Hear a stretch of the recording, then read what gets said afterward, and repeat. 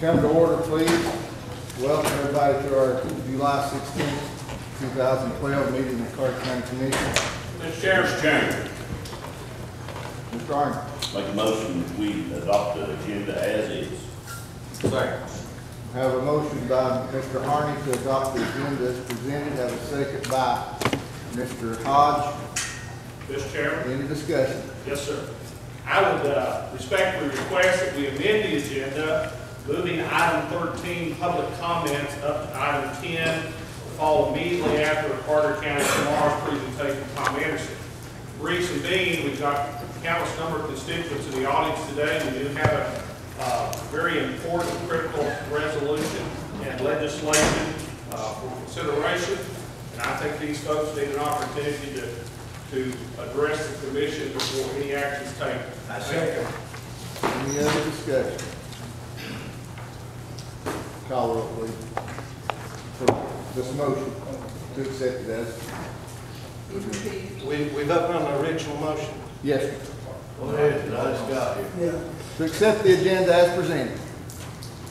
Wait, just make it, Chairman, is that set the tax rate and everything at once? No.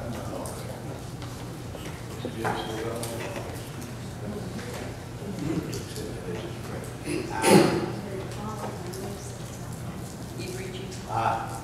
Mark Todd. Aye. Nancy Brown. Willis Street. Aye. Richard Winters. Aye. Ronnie Trivet. No. Harry Seas. Aye. Charles Montana. No. Elsie Texas. Aye. Steve Grant. Aye. Tom Bowers. Aye. Joanne Blankenship. Charlie Bates. Aye. Dickie Renfro. Aye. Ken Arden. Aye. Steve Chambers. Aye. John Lewis. No. Sonia Cole. Russell Cott. Aye. Scott Sands. No. Bill Armstrong. Pat Hicks. Aye. Robert Goff. Aye.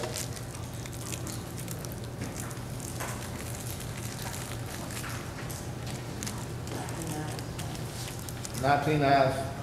Motion carried. Mr. Von Cannon. Mr. Chair, I would like to make a comment that in the item 10, item 11, that all of the votes on budget resolution, property tax resolution, nonprofit resolution be reversed. In other words, vote on the nonprofit first, then on the budget amendment second, and the property tax last. Thank you, Mr. Von Cannon. We just voted on to accept the agenda as presented. Call the roll for the court, please. Richard Peters. Here. Steve Ritchie. Present. Mark Todd. Here. Nancy Brown. Joel Street. Present. Richard Winters. Here. Ronnie Trivet. Here. Harry Seas. Present. Charles Montana. President. Elsie Tester. Here. Steve Grant. Present. Tom Bowers. Here. Joanne Blankenship. Present. Charlie Bates. Aye. Dickie Renfro. Here. Ken Arden. Here. Steve Chambers. Here. John Lewis. Here. Sonia Cole. Present. Russell Cott. Here. Scott Sands. Here. Bill Armstrong. Here. Pat Hicks. Present. Robert Goff. Here. One present. We do have a quorum. This time we'll have our opening prayer by Lawrence Hodge. Please stand, please. Let's pray. Lord, we thank you for today. Thank you, Lord, for everything you've done for us. God, we just thank you for our country. Thank you, Lord, that we have the freedom to do what you have us to do, carry out the business, Lord, of the county. Father, help us to look to thee for guidance. Thank you for our weather. Thank you for the sunshine, Lord. We just want to give you the praise for everything you've done. God, if there's anybody in our audience or here, Lord, this morning that's feeling ill or a little sickness, God, we ask you to take care of that. Lead, guide, and direct. Thank you again. In Christ's name we pray. Amen. Amen. We're going to have a pledge of allegiance by Robert Goff. Salute. I pledge allegiance to the flag of the United States of America and to the republic for which it stands, one nation,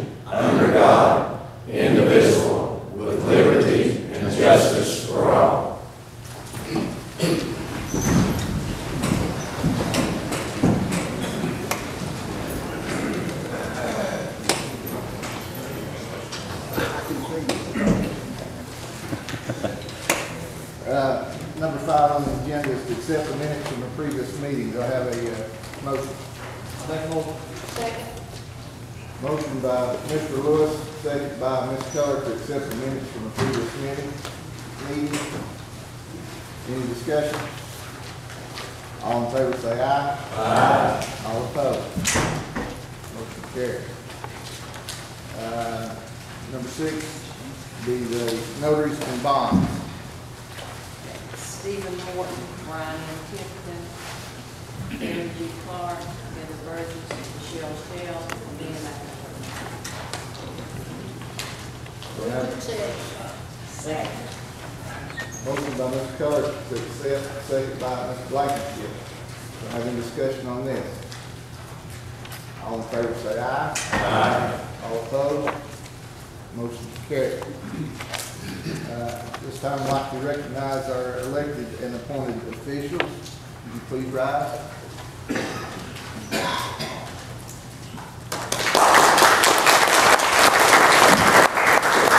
Thank you for your service.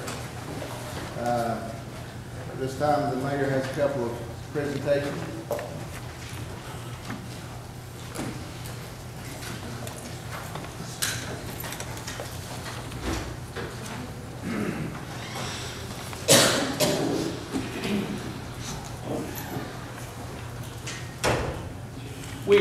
We are extremely fortunate to have the Tennessee Technology Center in Elizabeth. This institution of learning serves as a premier provider of workforce development, not only in Carter County, but all neighboring counties of Upper East Tennessee. The center's mission is to provide the highest quality, competency-based training available. Training that is geared toward new employment opportunities, as well as retraining individuals for advancement within their current field of work. The center is truly a tremendous asset to our community and has impacted countless of our citizens. Today, we have with us one of the Technology Center's success stories. This individual acknowledges that it's been a great experience attending, one that has opened many doors and concurrently opened her mind and heart. The opportunity to interact daily with a diverse group of determined fellow students has made it clear that through hard work and determination, success can and will be attained. This individual understands that in today's economy, with more and more jobs disappearing every day, it is crucial that one establish goals, with the most important one being to create a better life for her family. This requires constant focus and dedication to overcome all the many obstacles that one is faced with throughout life. On August 16, this person will graduate from the Business Systems curriculum and now has a strong educational foundation in place. The experience has boosted her confidence. She is dedicated to being not only a good person, but mother and wife. Upon graduation, her plans are to assist, to work as an assistant real estate agent and ultimately own her own business. At this time, help me welcome Tennessee Technology Center's 2012 Student of the Year, Ms. Patricia Savory.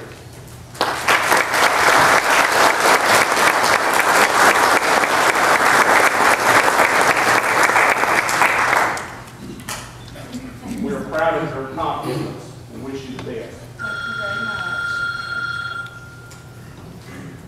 Thank you very much. One, two, three, one, two. Mr. Mayor.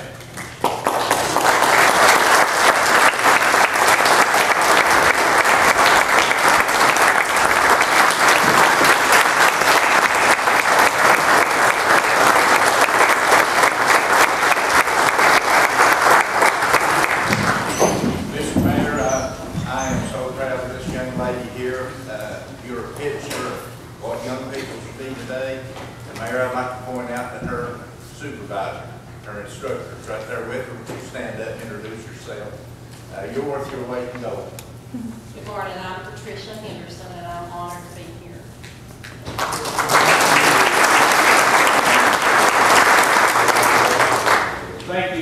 Henderson.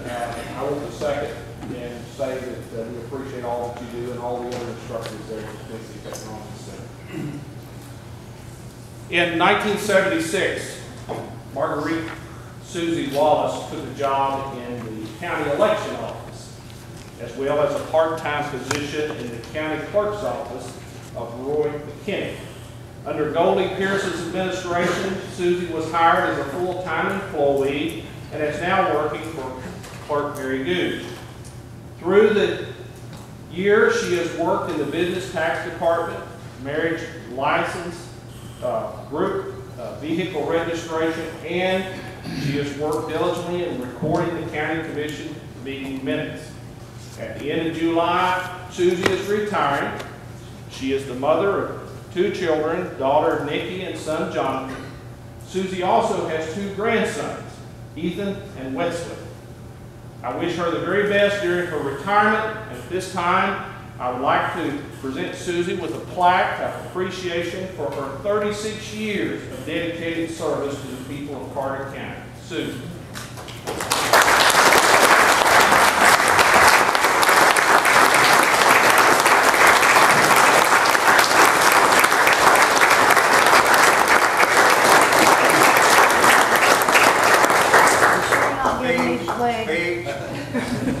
I think they want you to say something, Susie. Go right ahead. I think you'll do a good job. Well, one thing's for sure, when you enjoy your job, it's hard to make a decision to retire. You could second guess yourself into a nervous breakdown, or you could back up and then we can get the road. That's what I decided to do. I've been here so long, she probably won't even know I'm gone for a couple of days. She'll just think I'm running late. And thank you for putting up with me and being a friend. All of you. It's been a pleasure to work for the county and all the citizens of the county. It's been an honor. Happy trails.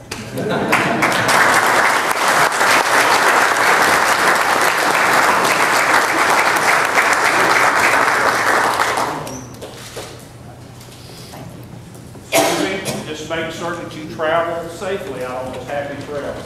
Don't you worry. Thank you. Thank you, Chairman.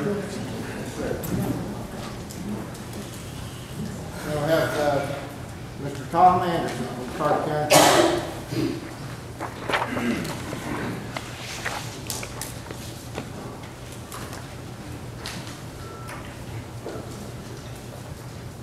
Thank you, Mr. Chairman. Good morning, ladies and gentlemen of the commission. I know you all have a very full agenda this morning, so I'm going to be as brief as possible. I'll start off with some of the activities that Carter County Tomorrow is working on, and then I'll do a brief presentation about the fiber optic network task force. Of course, later today, I'm actually meeting with some consultants, but one of the things that we have on our plate, which is extremely urgent, but it's also very important, is an industrial site development, and I know we've been talking about this for quite some time, but this would involve the west part of the county, which is at the Oklahoma exit. The state of Tennessee has got a certification program for, basically for site certification, and it's called Select Tennessee. And this is something where it's a minimum of 20 acres, and it has to have actually quite a bit of work done on the front end, but this also gives us a sellable piece of property, something that the state could help us market, TVA could help us market. It also gives us something to market. Right now, industry is moving so quickly, they're not looking for buildings to retrofit necessarily. They're looking now for greenfield space that they can build on, but they have to know that the site is clean, the phase one has to be done, the environmentals have to be done, the zoning has to be in place, you have to have a good road, you have to have, or a plan for a good road. The infrastructure needs to be extremely close by or on site. The whole point of this is to allow industry to go from spending money to making money quickly, and this also gives us something to sell that we can control. We already will know the price and things like that, so it makes it a bigger tool for us in our toolkit. This is something that we have to apply to the state. We have to set a letter of intent next month. But later today, I'm going to meet with the consultants that are going to be helping with this certification program. I'll be in Johnson City after this meeting. And moving on, the riverfront planning, moving forward with the city, and also efforts with the county mayor and myself to, help, actually get all of us to help pursue the fish hatchery to get it located here. But we're also looking for development, sustainable development along the river. Of course, Snap-on Tools, their expansion, their building is complete, but now they're getting ready for an international headquarter visit in August. This is literally people from all over the world, plant managers, director people from all over the world will come to Elizabethton, and they will have a series of meetings in August. And what I'll be doing is working with the city and the county to make sure the roadways are looking as good as we can possibly get them. Things are mowed, trash is picked up, things like that. We just want to have a good showing when the world shows up next month. There is a retail plan that's being developed. It's a comprehensive plan through the city of Elizabethton. We're working on infill strategies to help bring commercial activity and fill up some of the spaces that are underutilized within the city limits. Of course, some of these, it could possibly include a hotel, plus other retail development and professional office space. It's not official, got an unofficial okay that we got a small grant from the state of Tennessee Economic Development Office where we can put up some signage for the Watauga Industrial Park. And that's something that hopefully in the next year we'll be able to get that taken care of. That way the tenants in the park it's a little easier for the trucks to find them. The TDOT, the SIA route that I talked about, I guess about 2 years now. We're hoping that we can get some pieces together later this year, so this project could actually begin at the end of this year. Construction will start early next year. Of course, we also have 2 traffic signals that are sort of tied into this project, so we don't want to slow anything down if we can possibly help it. The downtown sign project is still going along. We're going to be ordering a very large historical timeline, which will go on the Ladybug Gallery wall, the big brick wall there, which is going to have a nice awning. It will be a very, very robust informational kiosk, and it's something that we're kind of excited about. But it's going to take the lion's share of the grant. This is something we're hoping we'll have it taken care of very soon. We do have some renovations. Since we did get the lease secured for the workforce development complex, we are going to be able to put in an elevator, plus work on some ADA compliance, so we can open up about 30,000 square feet of classroom space in the larger of the 2 buildings. And this will be kind of a combination of grant loan from USDA Community Facility Funds. So we've already started that process. We are continuing with the visiting of industry as part of the existing industry program. We have a Roan Mountain Sewer project, which it's not exactly a project yet. Right now we're still in feasibility, but lately we have gotten some pretty strong numbers from the engineers that have been working on the feasibility study, and it's going to allow us to, instead of focusing more on residential, we can focus more on commercial. So 97% of the initial project would focus on commercial as opposed to residential, which makes it a little easier if folks are on fixed incomes. This is something to help business out up there. But the price tag is significantly less. We're talking about a packaged, decentralized system. And this is something where we'll be meeting up in the Roan Mountain community in the near future to try to get everybody on board so they understand what we're talking about doing up there. Still working with the Johnson City MDTO as far as the Rails to Trails program, the Tweedsy bike path. The Anti-Drug Coalition is up and running. We are wanting to probably get a project in front of them. This is something that will give them more of a focused purpose. Right now, we are very generalized and we need to get it focused. And lastly, we will be starting a buy local campaign. So this is something we'll probably come in front of the county commission to ask for assistance on helping to promote this. This is to try to get an effort to get as many of the dollars spent or earned and spent in this county to roll over as many times as we possibly can. That's one way to tell if you've got a healthy community. So that's something we will be starting this year. And that's really all I've got right now. Are there any questions? Okay. I will go into the broadband presentation, and I'll be brief. I know all of you received a report in your packet, so I won't need to read the slides to you. So I've got to go over here. We had some technical difficulties earlier. Hopefully I won't have them now, so I'll speak loudly.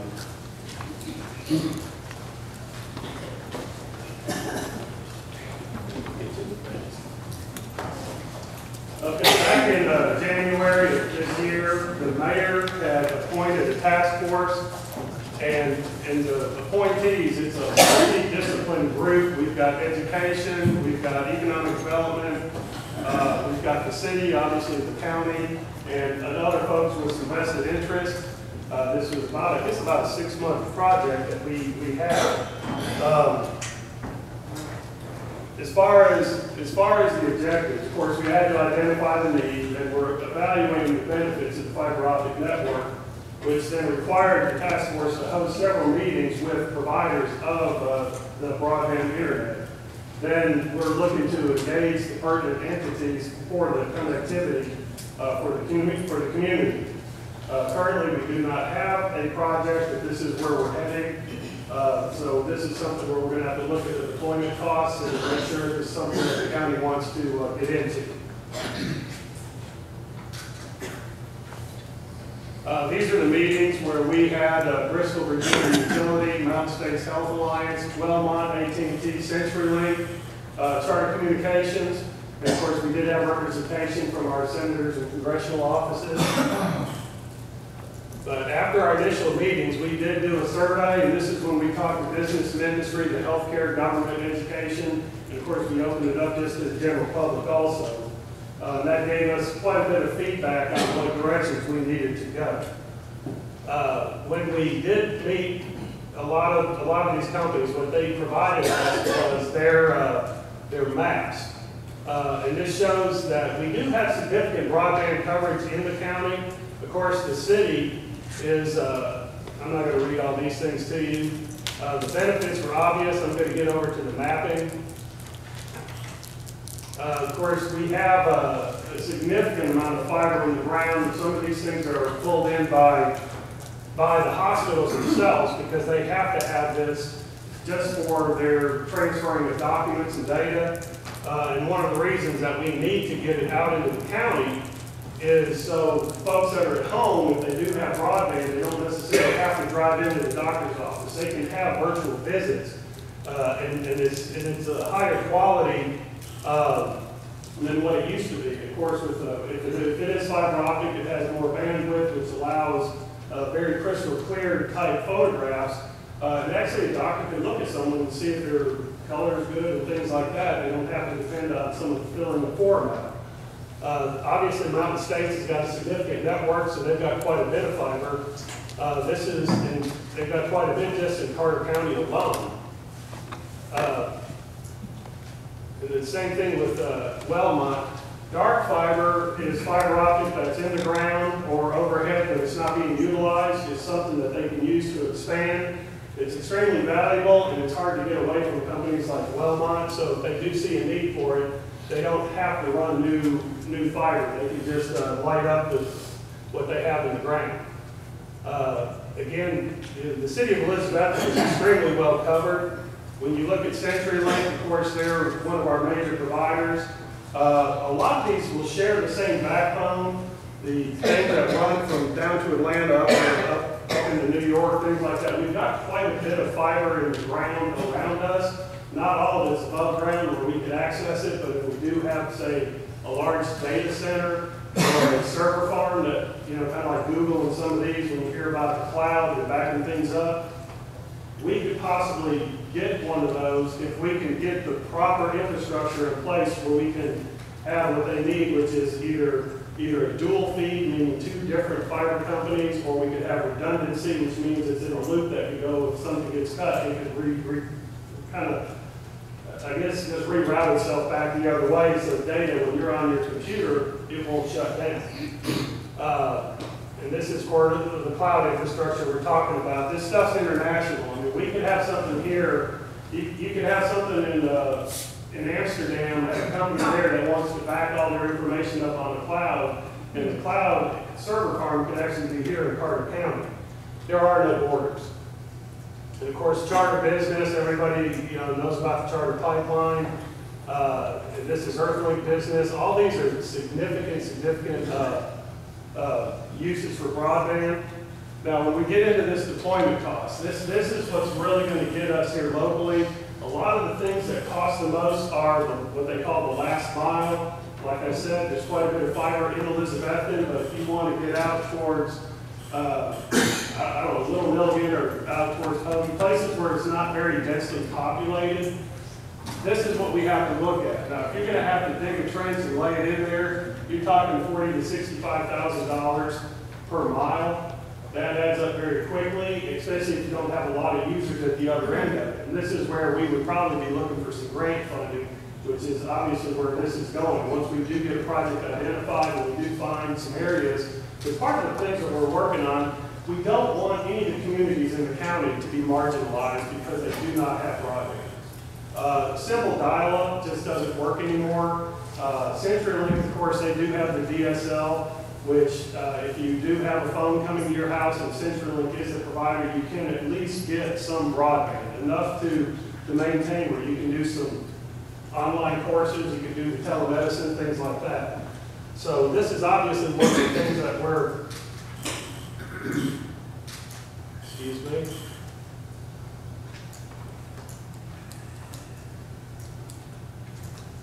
Now, obviously education is a big piece of it, and this is where the Tennessee Board of Regents have got the Regents Online, to where you can just about get a degree without actually having to set foot on campus. You do have to sometimes go for certain testing and things like that, but for the most part, you can stay at home. It's asynchronous, meaning you don't have a class at 9 a.m. It's something you log on to. If you work, say, third shift, you can come out in the morning and do it. You can do it before you go to work. We need people with that kind of flexibility so we can help, I guess, raise the bar. So basically right now, our workforce, so we can help recruit other industry, if we can raise the bar of workforce, and that is part of our workforce development program. Things like this tie together. It's also tied into healthcare. So all these things are very, very important. And as we talk about on the summary, the cost to run the cable is quite a bit. When we sit there and look and it says there's approximately 831 road miles in the city of Elizabethton and Carter County. Now, to run some of this cabling out to these other regions, that's what we have to focus on, because these are the underserved parts of the county. And what we have to do is dangle a carrot in front of the private sector and help them get to these areas, because they're going to worry about their return on investment. So what we have to do is kind of mitigate that risk so they'll know they'll make money down the road. Especially with broadband, you never know what industry. They may want to be up on a mountaintop overlooking the lake, but without some kind of fiber optic accessibility, they won't come there. So whether we want big brand new houses, something to increase the assets here in the county, which keeps us from having to raise taxes, that's why we're doing this. That's why this is so important. And of course, the critical next steps.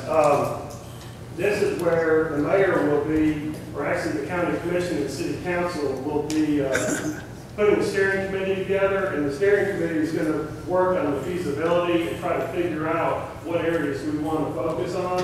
And they're also going to be responsible for marketing and assisting in planning the implementation schedule for all the parallel services. Now, this is extremely important. What the mayor put together was a critical first step in a very long process. We have engaged several of the federal agencies already. Right now, we're waiting on Congress to fund certain pots that we could possibly tap into. But I think what we will be able to do as a county is put together a pretty strong proposal and hopefully get some of these underserved areas fiber optic, or at least broadband. I've met with AT&T. This is subsequent to our meetings that come to my office. They are very interested, AT&T, CenturyLink, Charter, in trying to expand in Carter County. We just need to do what we can to make it easier. That's all I have. Any questions? Mr. Anderson, in this report, I saw no reference to Greg Moffitt, and I do know that Greg Moffitt, when he was with the electric system, had applied for grants for broadband, and I saw no reference to that in here. When we talked to the electric department, they are actually running fiber optics, but it's proprietary for telemetry for their substations. They have no, at this point, they have no desire to take it out and make it, to become an internet service provider. That's not what they want to do. It's for their internal, I guess, effectiveness and efficiency. But he did go, and it'd probably be rural utility service money, it's USDA. It's usually a large pot of money that the electric department could qualify for if they wanted to deploy this. They don't have to operate it, but they could actually use their utility poles and their trucks to run it out to these areas that I was speaking of. But right now, Congress is not funding the RUS pot. That's one of the things we are looking for. But yeah, you were correct, right? The grant that he had applied for went to Chattanooga. Yeah, it's highly, highly competitive. That's why if they do open up the funds, well, basically, if they do fund it at the levels that it used to be funded at about 5 years ago, I believe, we would actually have a good shot at it. But it took these steps that we had to try to get a project together, because right now, you can't just say, give us money, we want to run broadband. You have to be very specific and have very good numbers. And I think this is where we're headed. So we will have a good chance for a good application. Tom, just one thing I'd like to add. The thing about it, years past, good highways, good sources of electric power, cheap electric power and water were key elements of infrastructure. You had to have that before you could attract business to industry. Now, broadband deployment, you have to have that system in place. We talk about jobs all the time. We're going to have to do an investment in our future. This is one of the most important investments we can make. I'm not advocating today that we go into the broadband business per se, but we need to develop good partnerships with the providers that are here now.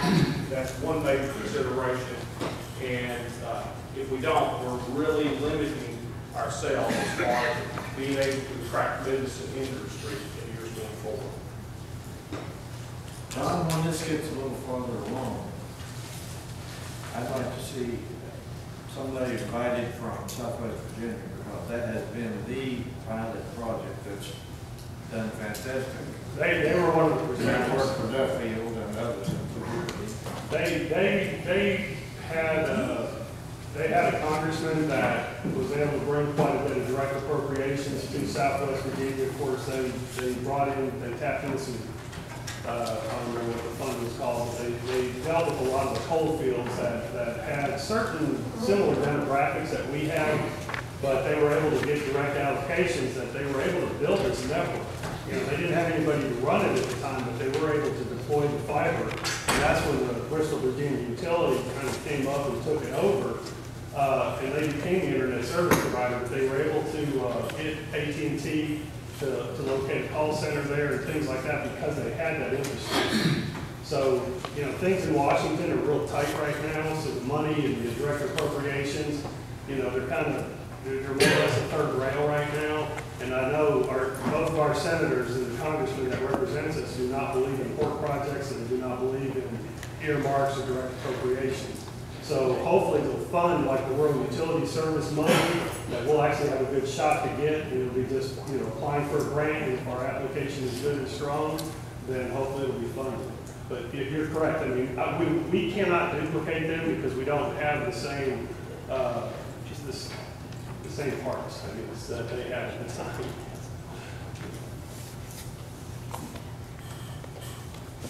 Thank you very much. Thank you, Mr. Bailey. Mr. Bailey, Mr. Chairman, let me out of order, I'd like to make a motion. go ahead. I like, got a lot of people who get out here early too. I know there is, yes. I like to set the tax rate for the year of 2012 and 13 to 2015, leave it like it is.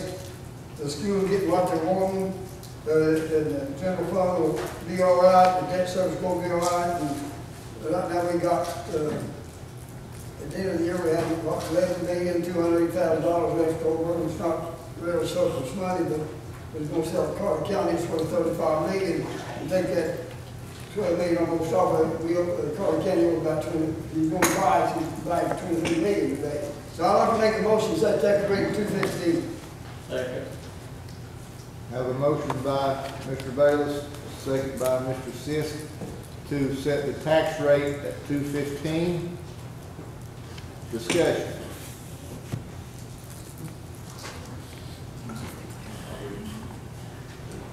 Any questions, Ashley? What are you cutting to give the school system what they want? What are you cutting? Cut our general fund. We got $4 million in it. So we're borrowing again? No, you don't have $1 million and $900,000 left over. That service got $7 million in it. Another one day you build school, Virginia build a school for no $7 million. We got $2 for the bonds. Got build a good school now, it'll be about what, around $100,000. They can give them age and all the price with it. You don't have to hold a big bonds these days. Question on the motion. Mr. Torrance. I agree that we don't need tax increases, but when you're talking about cutting the general fund to $900,000, I think that may be a little bit risky next year. I do know that we need a roof for the jail over here, and that's going to cost us $300,000. And I don't know, it's not been said lately, but we were talking about putting a roof on this place, and that probably cost a couple $100,000. I know there's some projects in the landfill that we're looking at, and I don't know what all they'll be asking for. I don't know, if Eastern Jackson equipment breaks down, or something unexpected happen, I kind of fear that this will put us in a pretty serious bind next year. It's a risk. You know, if we're willing to take that risk, then go for it. We transfer that general fund and back debt service back in the general fund.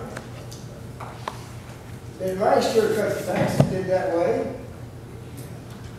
Cut the taxes last year money. Question on the motion. I think the more important thing, or one of the important things, is to ask Ingrid what this does to your potential of borrowing money of the bond rating. I was asked that question right before the meeting. I figured everything but the bond rating, and to figure that will be kind of difficult on my own because you'll have to ask the bond rating agency. But I do know that if the bond rating agency was to come back in and do a review, they do look at our fund balances, and any fund balance that went down, they will be reviewing that, and that would have a negative impact on your bond rating.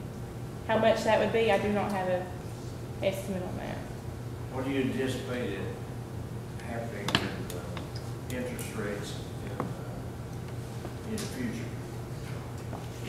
in reference to the low fund balance, et cetera? Well, again, I don't have a firm estimate, but I can tell you with a worse bond rating, then you will have higher interest rates. Question on the motion.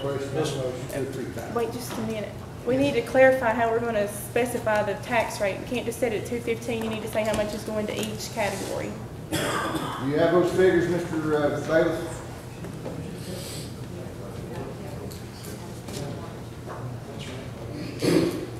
No, excuse me. Everybody know how many these papers do it. Read that, Liz, you wait for me?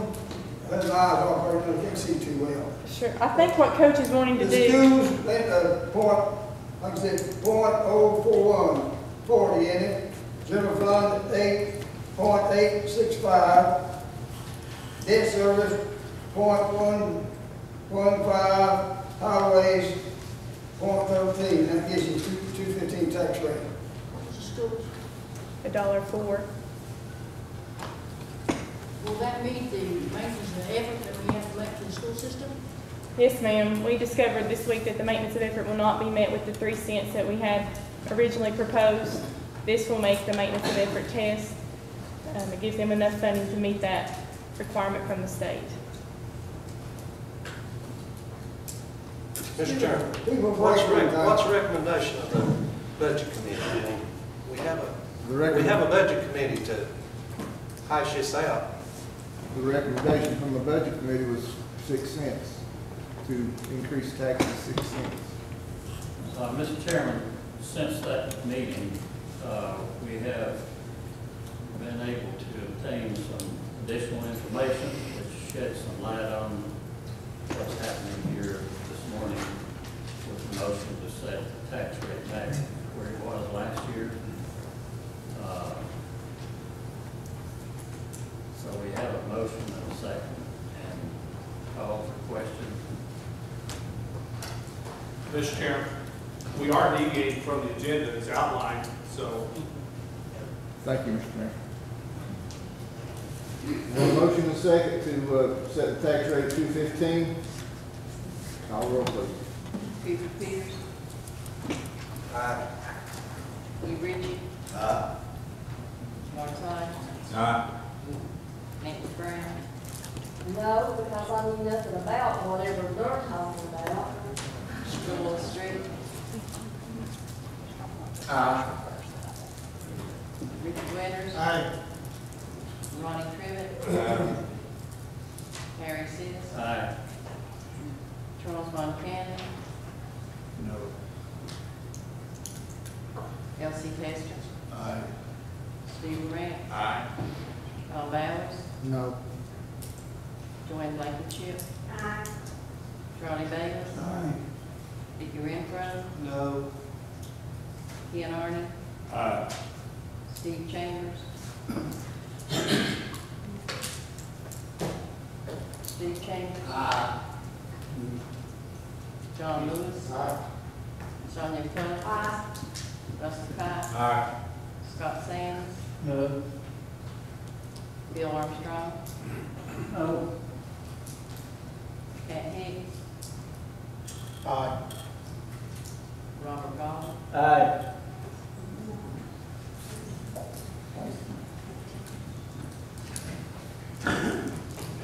I'd like to change my vote towards red to aye.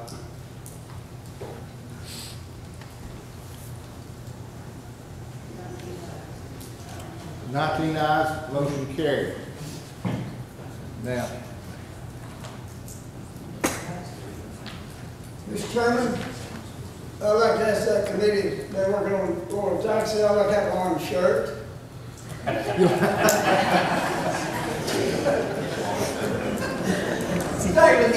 They'll get us all one. now we'll, what does this do to our resolutions, Mr. Attorney? That's what we're talking about. Okay. I think we should reread it. I think we should, when they pass the budget, well, I think we should go resolution. I think if you've got your tax rate 215, you've got to pass your budget, you got to pass your nonprofits as well. And truthfully, we ought to read the resolution that has the tax rate in it. The vote ought to be the same, but we ought to read the resolution. Do we need to recess while you prepare it or sorry? I can take this one with the numbers she's gave me, I'll mark them out and go. I'm ready. We're going to do the tax resolution? Yeah. Let me make the amendments. Go ahead, I'm ready.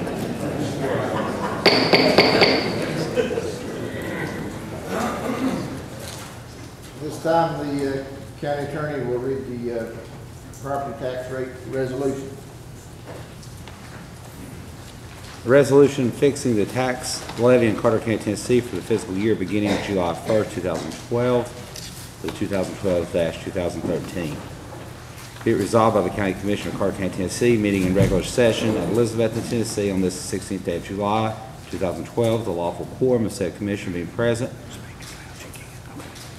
and with the majority of said commission voting in the affirmative, that the combined property tax rate of Carter County, Tennessee for the fiscal year beginning July 1st, 2012, ending June 30, 2013, shall be $2.15 on each, $2.15 on each $100 of taxable property, which is to provide revenue for each of the following funds and otherwise conform to the following levies. Fund rate: general purposes in schools, 1.040, county general fund, 0.865, debt service, 0.115, county road fund, 0.130, for a total of 2.150.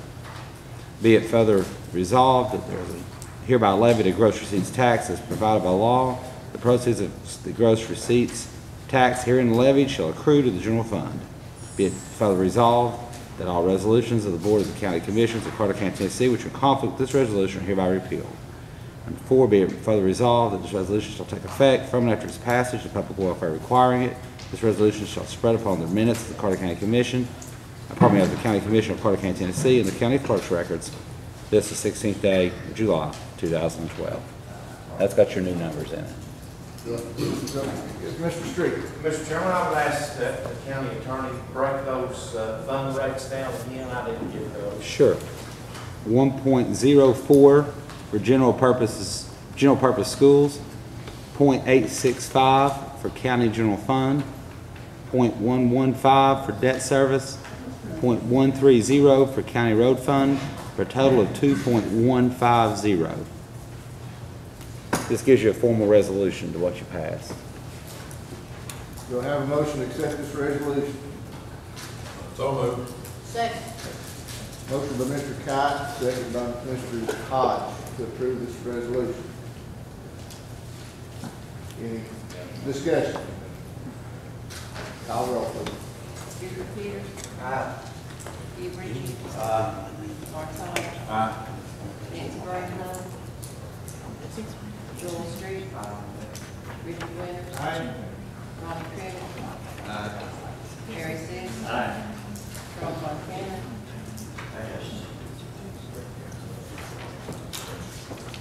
Elsie Testor. Steve Ray. Tom Allen. No. Joanne Blankenship. Charlie Bailey. Dickie Renfro. Ken Arden. Steve Chambers.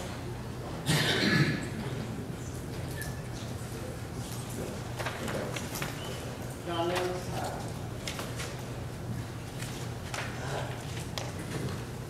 Sonia Coler.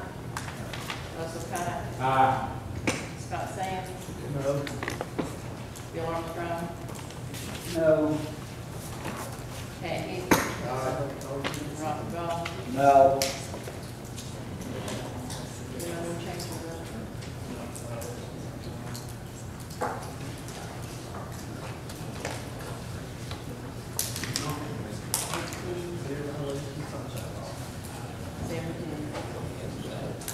Seventeen ayes, motion carried. Ask me about some passes, I beg your pardon? ask me about my passes. She asked me if I want to change the vote. You're flirting with disaster, ignore the general fund. Any more than you have. Thank you, Mr. Blankenship. Reluctantly would vote that.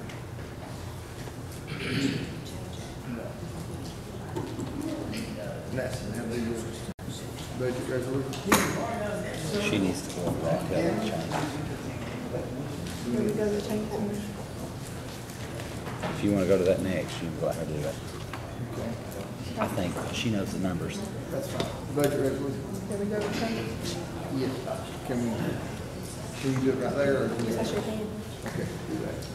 Okay, if we're gonna go on the budget resolution next, I need to advise you of the changes that you just voted with your tax rate. The general fund expenditures will not change. The only thing you changed for general fund was the amount of taxes you're putting into that fund. That will not change. Courthouse and jail maintenance will not change.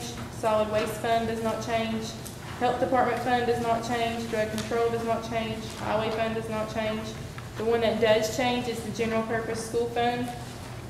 If you look under the first division, regular instruction program, that will go from $19,793,215 to $19,935,136. And that also changes the total on the next page from $38,636,329 to $38,778,250. The remainder of those do not change as well. So that's the only change you would have in that budget resolution.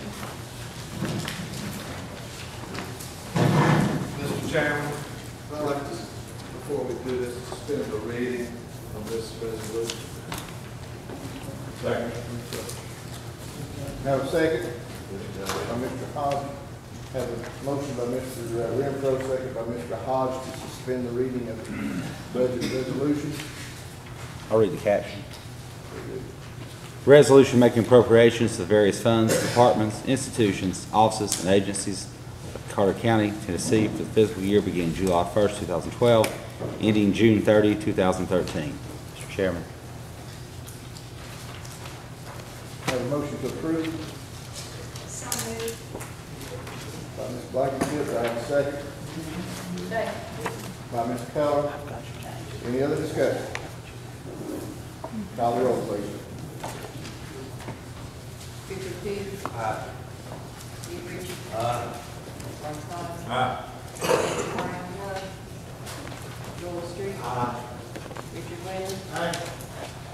Ronnie Crivitt. Harry Seas. Charles Montana. Elsie Testor. Steve Ray. Tom Allen. Joanne Blankenship. Ronnie Bailey. Vicky Renfro. Ken Arden. Steve Chambers. John Lewis. Ronnie Cullen.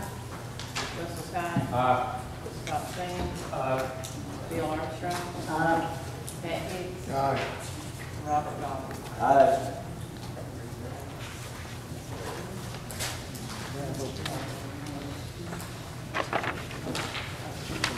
One no. 23 ayes, motion carried. Now we have the nonprofit charitable resolution. Mr. Lewis? It's some of this stuff is hard to understand here now. We voted when the meeting started to keep everything on the agenda, right down the line. Everything got come all the way. Thank you, Mr. Lewis. Nonprofit charitable resolution. Make a motion to suspend the reading of the resolution. Second. It doesn't change. Do I have a motion to approve? Mr. Chairman, there was one change under section 1. There was a typographical error that Ms. Blankenship brought to my attention on Friday. If you approve this resolution, please approve it as amended. The wording should say $853,987,50 pursuant to the language at the bottom of the total. So if you approve that, please just approve it as amended. Ms. Blankenship did find it for us. All right. Do I have a motion to approve it as amended? By Mr. Ritchie. Second by Mr. Renfro. Any discussion? I didn't understand what he was talking about. He was talking going on, I didn't understand. Mr. Lewis, there was, I'm sorry, Mr. Chairman. Go right ahead. There, in section 1, the actual words describing the amount was just incorrect. It was inconsistent with the actual numbers themselves. So we, Ms. Blankenship called me on Friday, or I think called Ms. Ingrid, and we just amended that. We had the number wrong in section 1, but we had it correct on total. So we just changed the words in section 1 to match exactly what it said in total, so it's consistent throughout the document. Okay. I didn't have time to get in your packets. It brought to my attention after the packets went out. Any other discussion? Call the roll, please. Richard Peters. Steve Ritchie. Ron Collins. Nancy Brown. Joel Street. Richard Winters. Ronnie Crivitt. Harry Seas. Charles Montana. Elsie Testor. Steve Grant. Tom Allen. Joanne Blankenship. Charlie Bailey. Richard Renfro. Ken Arden. Steve Chambers. John Lewis. Sonia Coler. Russell Cott.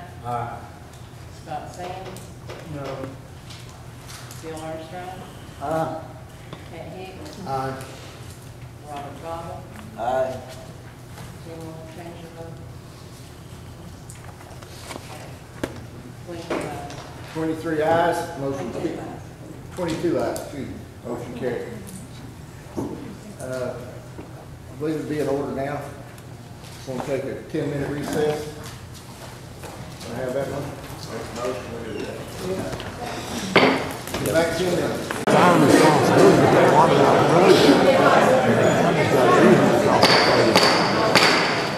Exactly how far back are you? Everybody sign the check. We need to find out exactly. Chris is going to Chris is going.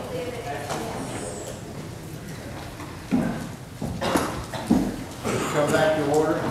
We've had a couple of our members had to leave due to medical appointments. Did Charlie King's red shirt leave? I think he did. So we'll continue on. We'll have the mayor's report. Mr. Mayor. You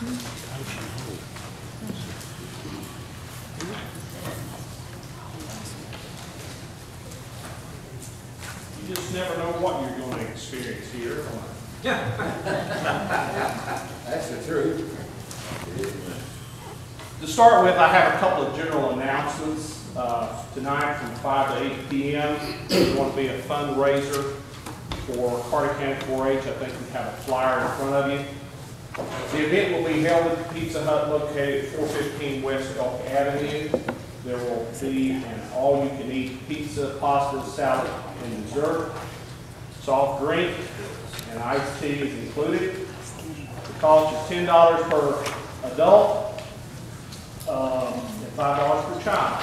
Pizza Hut will donate $2.50 for each adult buffet and $1.25 for each child's buffet. 4-H is a very worthy cause, so please try to get the word out, do everything possible to help this organization.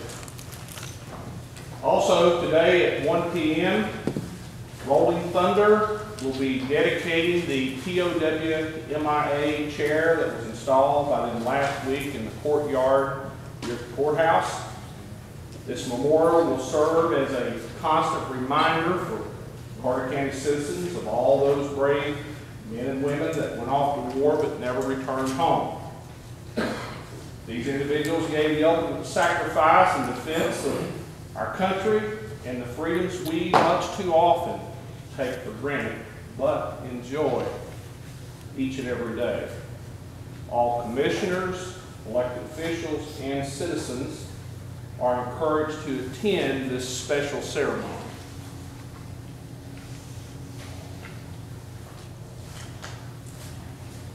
Tennessee Code Annotated 7-82-307, Commissioners, Numbers, Terms, Vacancies, Election of Commissioners. Section 4.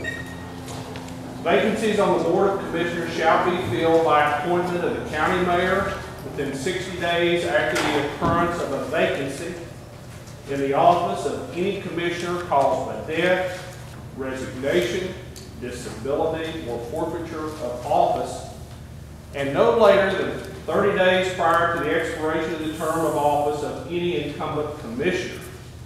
The Board of Commissioners or its remaining members shall select 3 nominees to fill such office in full accordance with any residential requirements that may apply to the office vacated or to be vacated, and under the seal of the Board of Commissioners shall certify such list of nominees in order of preference recommended by such commissioners to the county mayor of the county in which the utility district or its principal office is located, or of the county in which the commissioners customarily meet if the district has no principal office.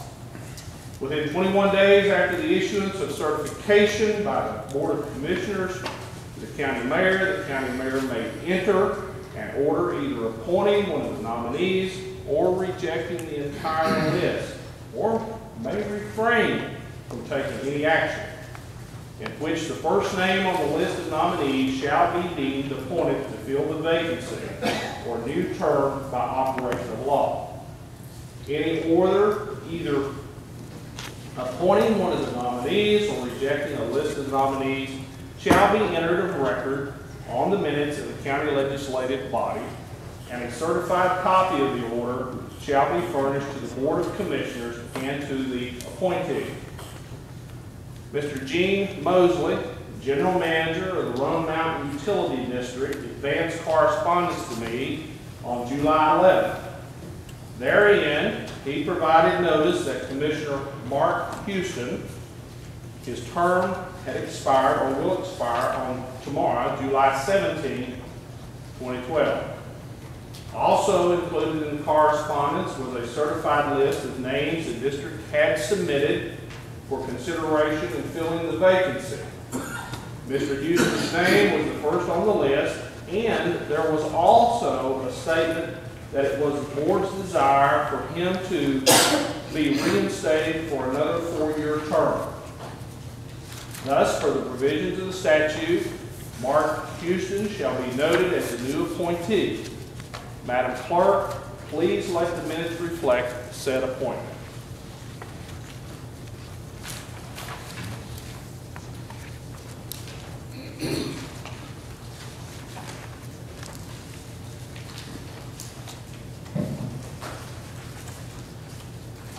During the May 21st meeting of the County Commission, I and Animal Shelter Director April Jones came before you and made an appeal for you to authorize the transfer and actual reporting of the part-time animal control officer, Chris Pierce, from the planning director to that of the shelter director. A few of the tangible benefits resulting from the transfer as outlined at that time were as follows. One, access to the county truck on employee days off. Improved ability of Elizabethan Carter County Animal Shelter Director to track animal control issues in the county. It would avoid duplication of county calls for related issues coming simultaneously to both offices. It would release the employee from being directed by two different individuals or managers. It would provide for a more streamlined animal control function and resources. It would also instill community confidence in the shelter's ability to respond appropriately. And more importantly, there is now only one budget of which the animal shelter director is in charge of. At that time, you chose to refer the matter back to the Planning Commission for the recommendation. The Planning Commission, during its May meeting, addressed the matter by tabling it for 30 days. The justification was to allow both parties an opportunity to get better acquainted with their new roles. All members of the Planning Commission, except Mary Ann Patton, voted to table the issue of transfer.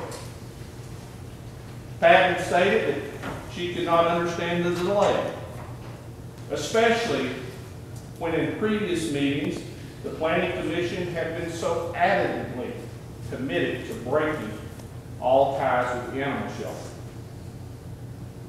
During the June meeting of the Planning Commission, the issue was raised again and a vote was taken to make the transfer. The actual vote was 5 against and 6 for the transfer. Mary Ann Pack was physically ill and not present on that day. I have spoken with her since, and she is unwavering on this issue. If she had been there, the vote would have been 5 against and 7 for the transfer. Now, I think it's time to quit playing petty politics. We need to take a responsible stance and put this issue to rest. Thus, Mr. Chairman, I feel a motion is in order for the commission to authorize the transfer of the animal control officer from the planning department to the animal shelter. Mr. Mayor, can I ask a question? Yes, sir. Now, would all employees that works for the animal shelter be under the direction of the new director down there, or will some of them still be under the Chris Hughes administration? All of the personnel at the animal shelter will be reporting directly to Miss April, with the exception of Mr. Freddie Turner, who still works for the city. And per our memorandum of understanding agreement with the city, once his employment is terminated for whatever reason, by his own accord or otherwise, then all new employees will be employees of Carter County and report directly to the director. Okay, I'll make that motion that we go ahead, these people ought to be under the director of the new animal shelter.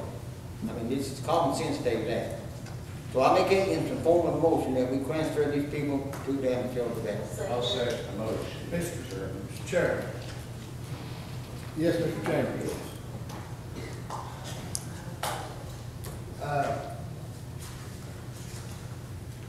First of all, let me say, this is a planning commission decision. And the vote would have passed last time if Ms. Patton was there. I feel that this needs to go back to the planning commission next month, and if everybody's there that was there last time and voted the way they did, that this will be taken care of, and it will be taken care of the way it should be. It's a planning commission matter. Now, on the other hand, with the things that have happened in the last week, I don't even know if we should be discussing this or not.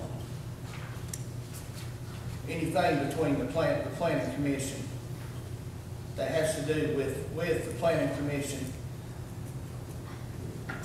and the mayor in this right now. So I would ask this, that we do the right thing and take this back to the planning commission, and if everybody is there the next time, this will pass and it will be done in the way that it's supposed to be done.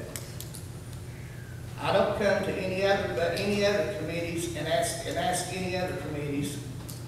I don't come in here and ask them to bring it up before the full commission, before their committee votes. And I would expect the same thing for the planning commission. Let the planning commission take care of this, and it will be done in a rightful manner. Like I said, like the mayor said, if Ms. Patton would have been here last time, that would have been taken care of, but we didn't have enough votes to get it done. So I don't think one more month is going to make any difference. Bring it back over there to the planning commission, let the planning commission do their job, and then it'll come back to the commission. Mr. Chambers, is your motion to table this and refer it back to the planning commission? My motion is to table it and send it back to the planning commission and do what's right. We have one motion to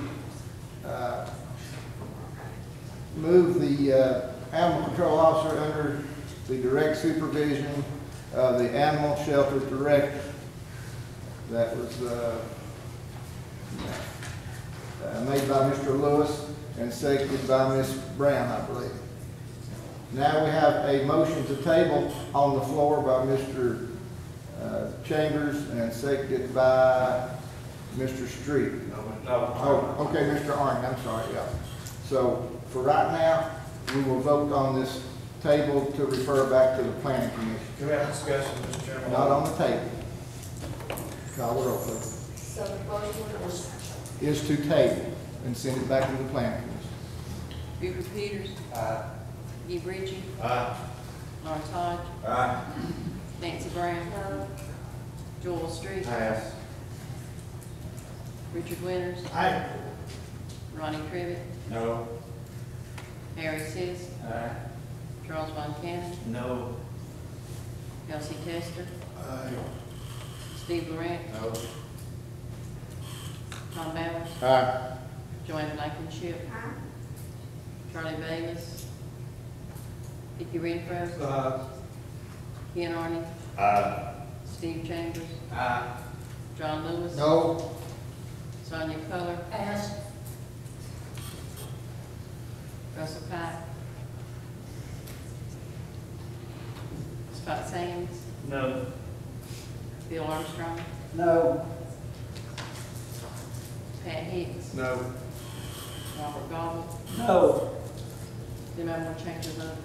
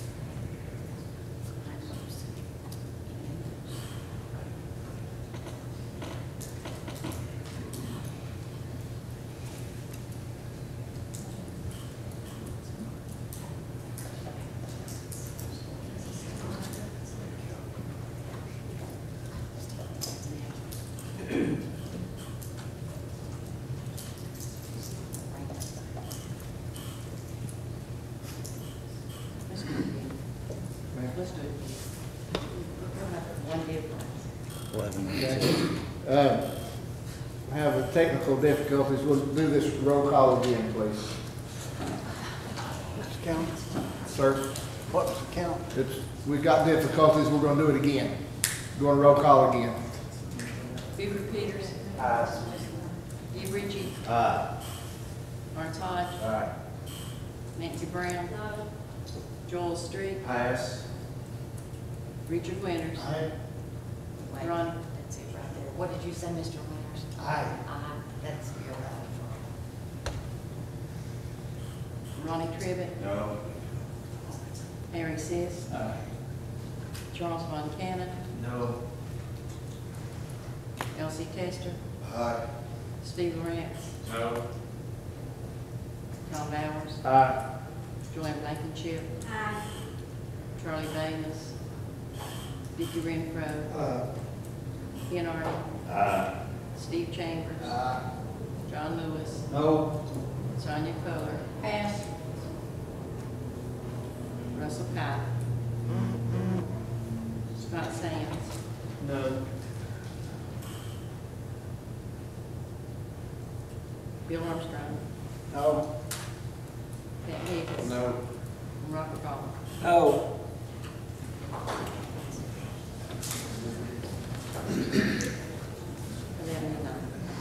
11 yeses, motion failed. Mr. Lewis? Mr. Bowers, down the purpose of Mr. Chairman's motion here, these employees should have some accountability. That's right now working on Mr. Schuler.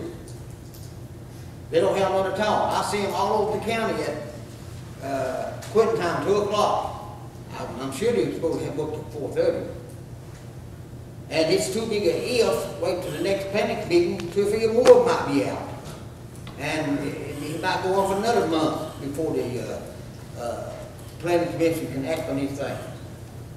So I think it's the commission's responsibility to take the bull by the horn and let's get some of these employees under the right umbrella and get some accountability. Ms. Blankenship? I would like for our county attorney to advise this commission. Can this commission supersede an elected commission or an appointed commission? That's what I was just asking Mr. Loach, how that budget item is characterized, and you're telling me it's not in planning's budget? No, there's one animal control, rabies and animal control, and that's where the animal shelter and animal control fall. Okay, so this employee currently does not fall in the planning budget? No. But goes to the... Separate budget. Okay. I think that answers your question then. I think if it had been under the planning budget, I don't believe you could have done that. That was my question to Mr. Loach literally before you asked me, but Mr. Loach has informed me that this officer's budget item is a separate item, so thus could be moved. Am I correct, Mr. Loach? That's one of the questions that's before you now, commingling of funds. Okay. Mr. Tribbett? Mr. Byers, if I'm not mistaken, I made the motion before, when this come up, that Mr. Schuler agreed to do it for 2 months till we hired a director for our animal shelter. Well, we've hired an animal director, so let's go ahead and put it in animal director where it goes, instead of dragging it out another month. Mr. Ritchie? My question is, if we move these employees under the animal shelter, which is not under the county, will these employees lose their benefits? It's a one part-time employee, there are no benefits. It's a part-time employee. And it's currently a county employee, and all animal shelter employees except for Freddie, who is a city employee, will be under the county. As long as we don't lose no benefits. Any other discussion? Mr. Von Camp? Gentlemen, and ladies. Why don't we put the man under the leadership of the director? Because otherwise, he's working for who? Is he working for both? Let's quit confusing the issue here and put the person where they belong. They belong under the animal shelter director. Mr. Chairman, you have a motion on the floor that you've not voted on. That's why we were in the discussion mode. And before we go, did you want to say anything, Mr. Armstrong? Do you have any comments? No. Mr. Godwin? I'd just like to say, What just a minute. we voted to elect this director for the animal shelter, and I'm sure she's getting paid now for being the director. And if she's getting paid, then she ought to be the one that's in charge of the animal shelter. True. It's amazing to me that we've all become experts in animal control.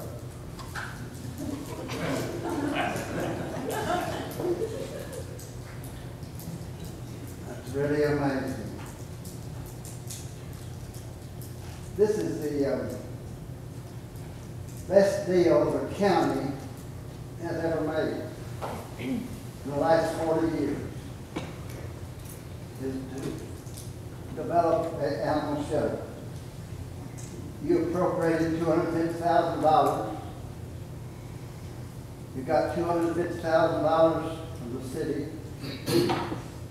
You got land, which is worth $100,000 or $200,000, donated by the city to build a shelter. It's just a great business deal for the county.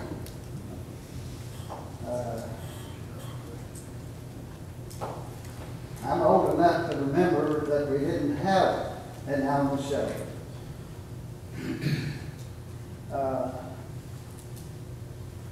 We have worked years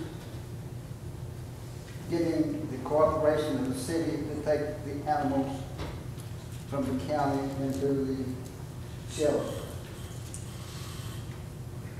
The shelter belongs to the city. The county does not have one.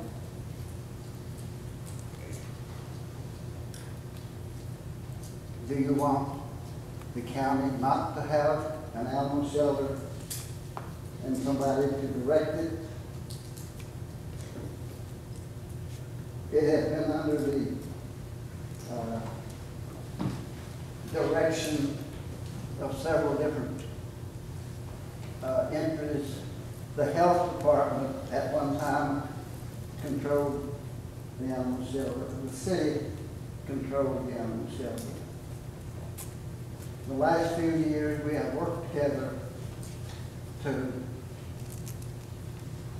develop a relationship between the city and the county to have a good animal shelter.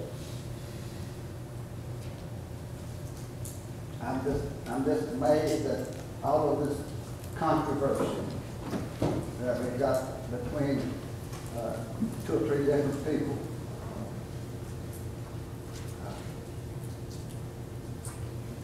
Use your head. Stand up, be proud. Thank you, Mr. Armstrong. Placing on the motion.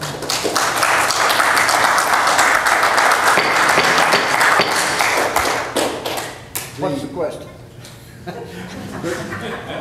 The question is to put the animal control officer under the direct supervision of the animal shelter director. Now, I'll say something before we go into our vote that it's been danced around, nobody's brought it up. That the underlying problem, whether it's real or imagined, is that due to the recent unpleasantness between the mayor's office and the planning office, that this animal control officer will be used as a pawn. And that is why there is some reluctance on part of the planning commission to move this person under the direct supervision of the animal shelter director. Now, whether there's anything to that, I don't know, but that's the perception. Mr. Chairman. Sir. Could I respond to it? You may. We're talking about all of this that happened in the last week, and the stage has been set, and there's unpleasantness. First, I've never heard of it. It's never entered my mind. At no point in time, and what the chain of events in the last week has nothing to do with this issue, period. This issue was brought up many months before. We thought it was already agreed. And I will have to compliment you, Commissioner Armstrong, because you put everything in proper perspective. As far as counties are concerned, Carter County again, we're not the first. We're the last to have a decent, respectable shelter for the animals in the service of citizens here in the county. We're the last. Even Unicoi has a very respectable facility. And we do have a good working relationship with the city and the county. We're holding hands with this matter. If you recall, this last month, the city did pass the contract so that we could proceed and get underway with the construction of this. But the problem came right here. So don't any of you ever say that there's a ill will and discontent on the part of the mayor. There may be some of you and some of the other officers back toward the mayor because he's trying to move this county forward. But don't ever say that. Because I've got a clear conscience today. I've done nothing wrong. And we need to hold hands and go together and make this thing come to terms. We need to break ground and get it done as quickly as possible, period. And I'll rest my case. We have a motion on the floor. Call the roll, please. Read the motion.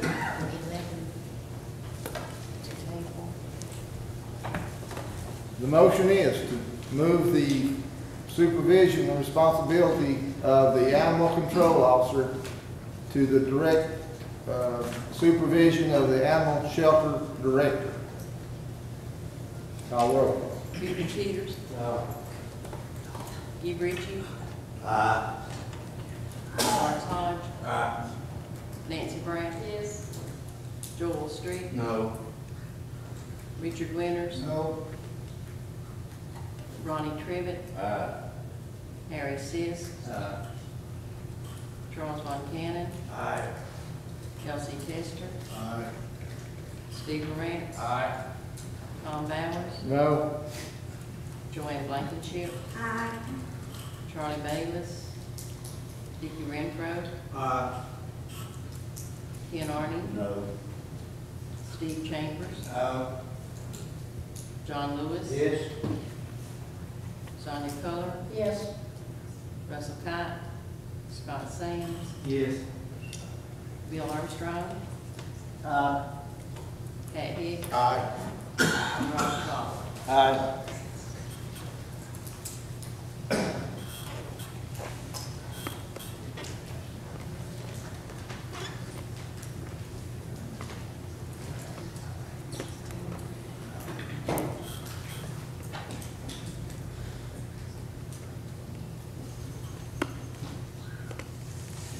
Sixteen.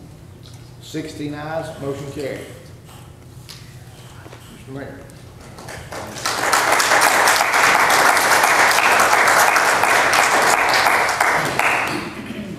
Last Monday, during the public hearing for proposed 2012-13 budget, 12 of our constituents appeared before the Budget Committee to express their concerns pertaining to a tax increase. 92% of these citizens seem to be in agreement, and through their passionate remarks sent a loud and clear message to you that they were positioned firmly against the proposed 6-cent tax increase. More importantly, they were all of the opinion that we failed in the management of their hard-earned tax dollars. Their call was one for transparency and accountability, one of governmental reform. They are convinced that both the county government and county school system business models are broken. Let's face it, folks. The ball is in your court. We must take immediate action now, not next week, month, or year. Instead of spending countless hours discussing the state boogeyman, and other foolish points that do nothing but confuse and delay the process. We must do everything possible to emulate the day-to-day operations of those successful businesses in the private sector. It absolutely is not our mission to grandstand, conquer, and divide the public, but to inform and educate our citizens in such a fashion that we maintain their trust. To start with, going forward, we must base all decisions on hard facts and data. Every possible action must be taken to streamline and improve the overall efficiency of operations. Now is the time to get lean. It's imperative that you acknowledge that you have, as well as I, a fiduciary duty and responsibility to the people that place their confidence in you especially. And trust to such a level that you were hired to sit on the board of directors of one of the largest corporations in the county, the County Commission. Even though there were only 12 citizens that publicly addressed their concerns last week, I have been contacted by countless individuals that are of the same mindset. I know for a fact that there's a silent majority of people that have just about reached their breaking point. These people have confided in me, and they've expressed that they have lost faith in our abilities to govern. Last month, in my mayoral report, I outlined a plan which will allow you to address all the monetary budget requests for the new fiscal year.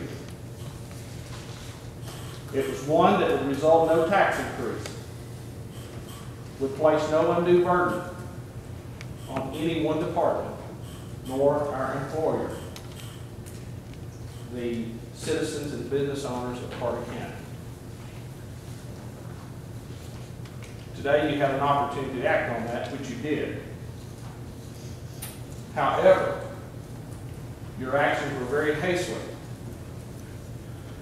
because I'm not sure that every one of you understood what you voted on today. It was quite obvious.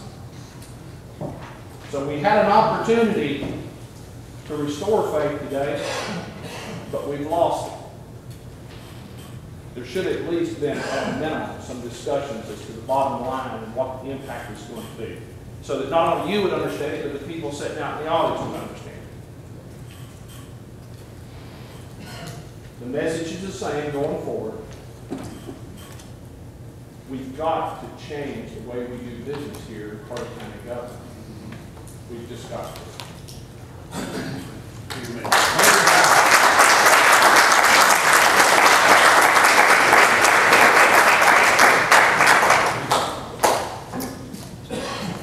Committee reports. Budget Committee.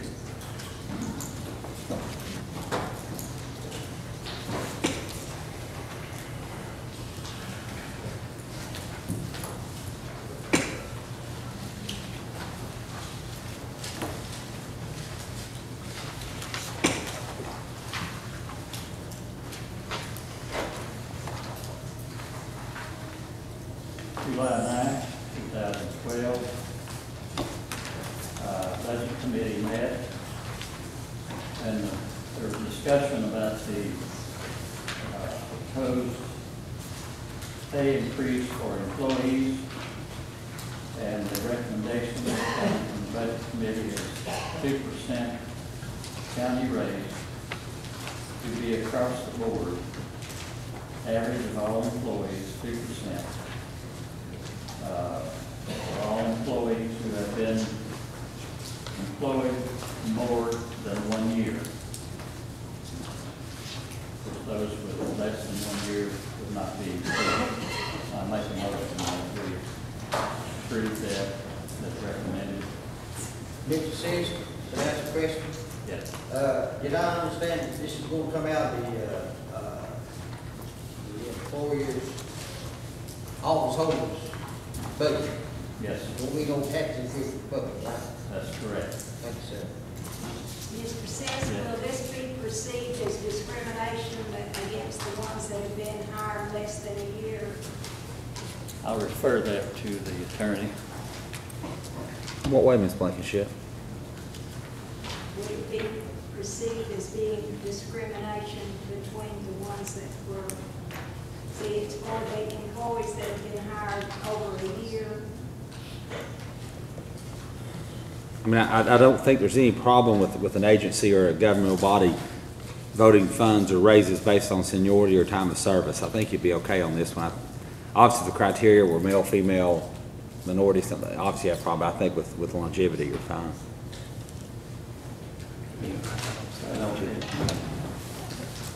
Any other?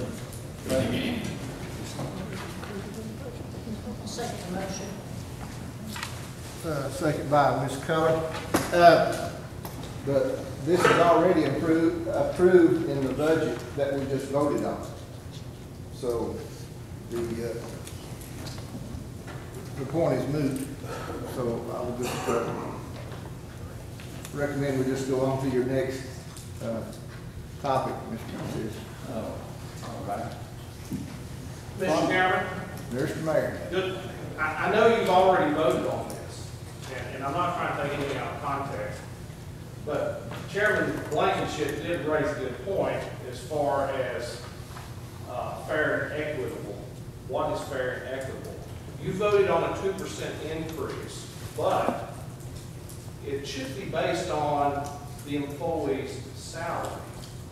Otherwise, there are going to be individuals that don't get as much money as they should have. It's my understanding, correct me if I'm wrong, this 2% would be an average, and each individual gets that average amount.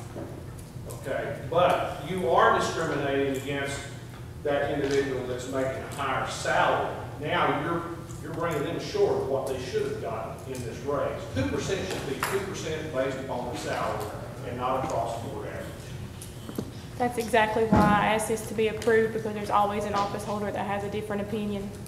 I would like for it to be clarified so that my office will know how to proceed from this point forward. I thought it was clarified when. Obviously, some people didn't get the clarification. Mr. Chairman, we've done this in years past. It's always been. We've done it both ways. You get X amount, you get X amount, everybody gets the same. Right. Now, if that's what you want to vote on, that's fine. If you want to put that in the form of a motion, everybody gets the same. Mr. Chairman? Mr. Mayor, just a minute, Mr. Arnett. A 2% raise is discrimination against the person making the least amount of money. When you give a 2% raise to each individual, over the period of time of employment, you separate the gap. The rich gets richer, the poor gets poorer. When you give a 2% raise across the board, then everyone gets the same, and everybody stays on the same ball field. But eventually, with this 2% raise, some of the people are going to be playing without a uniform and tennis shoes. And that is the reason that the country is in the shape it is in today. Now, Mr. Mayor, you didn't back up when you got your 2% raise. I don't believe that I saw it in the coffers where you returned your money. So I think we need to leave this alone, vote it 2% across the board, and forget it. Mr. Mayor. I have to respond to Commissioner Arnett, forgive me. Mr. Arnett, I contacted the state office, comptroller's office, and asked them specifically. I didn't even talk with the finance director here, Ms. Ingrid. And I told her on the front end that I did not want that 1.6% raise that's coming from the mayor. I called the comptroller. told them I did not want it. I reviewed the statutes.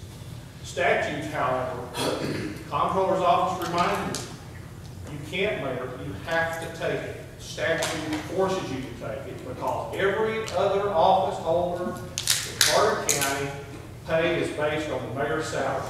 So, Mr. Arney, if I could have turned it down, I would have. I put forth the effort. Unfortunately, statute will pull out.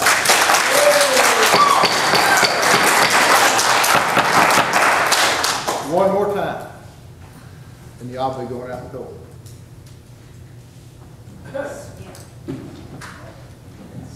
Mr. Lewis. Mr. Chairman, as a businessman, I thought if you're gonna give a raise, a 2% raise, if Mr. Samson made 20,000, he'd get a 2% on 20,000. If Mr. Krieger made 10,000, he'd get 2% on 10,000. Now, is that what we're talking about?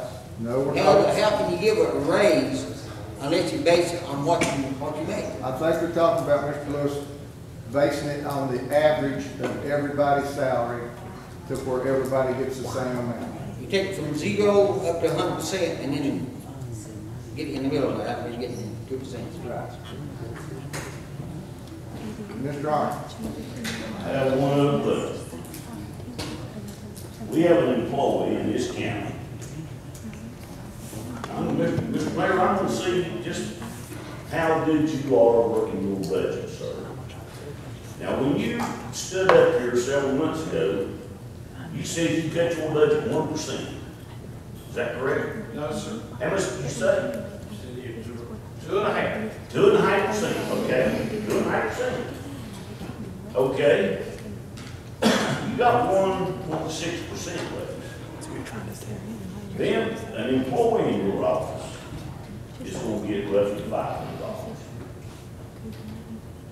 So when you raise 1.6% and you raise $500, excluding $2,200 that you were going to leave in your budget, that was called on over a maintenance man. I believe you left that money in your budget, did you not, sir? Till it was called, your hand was called on it. So, Mr. Chairman, if Mr. Arney wants to discuss anything about my budget, he can afterwards. There's no need to Mr. Mayor, I didn't interrupt you when you were talking, so you need to respect my statement.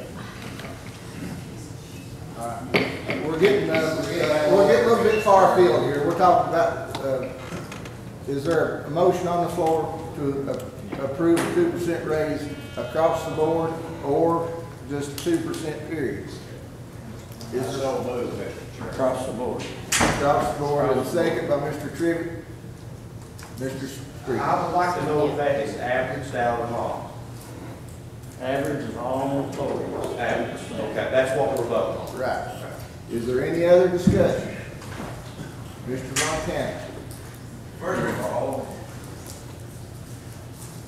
the managers of each office should have the right to determine who gets the raise or how much, because you tell me that all of your employees are alike, all of them are have good attendance, all of them are on time. The office managers of the office holders are the ones that should control this money, in my opinion. Thank you, Mr. Bonkamp. Mr. Street. Mr. Chairman, I would just like to say that, I support what Mr. Arney said. You have a pay scale in this county. We've got some really low paid people. I mean, we probably have people not making $8 or $9 an hour, and then we've got people, making upwards of 30 and 40 into $50,000 a year. If you average this thing out, you help these people on the lower pay scale. We all know the price of everything. It's just the right thing to do.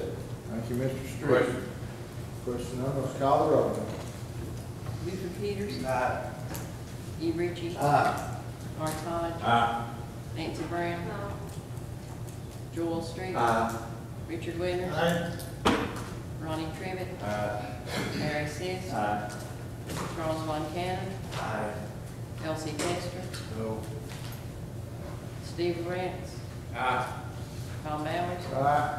Joanne Blankenship. Aye. Charlie Davis. Dickie Renfro. Ken Arden. Steve Chambers.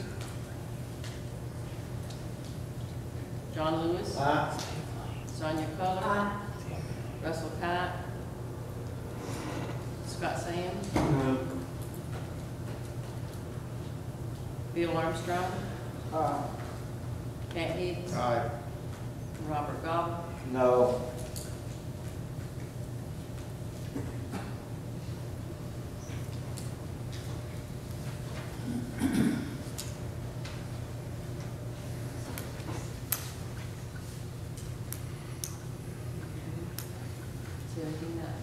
Seventeen ayes, motion carries.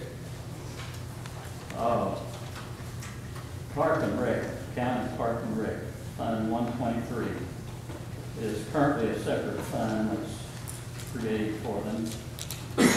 Audit has recommended that this fund either become an outside agency or be made a division of the county.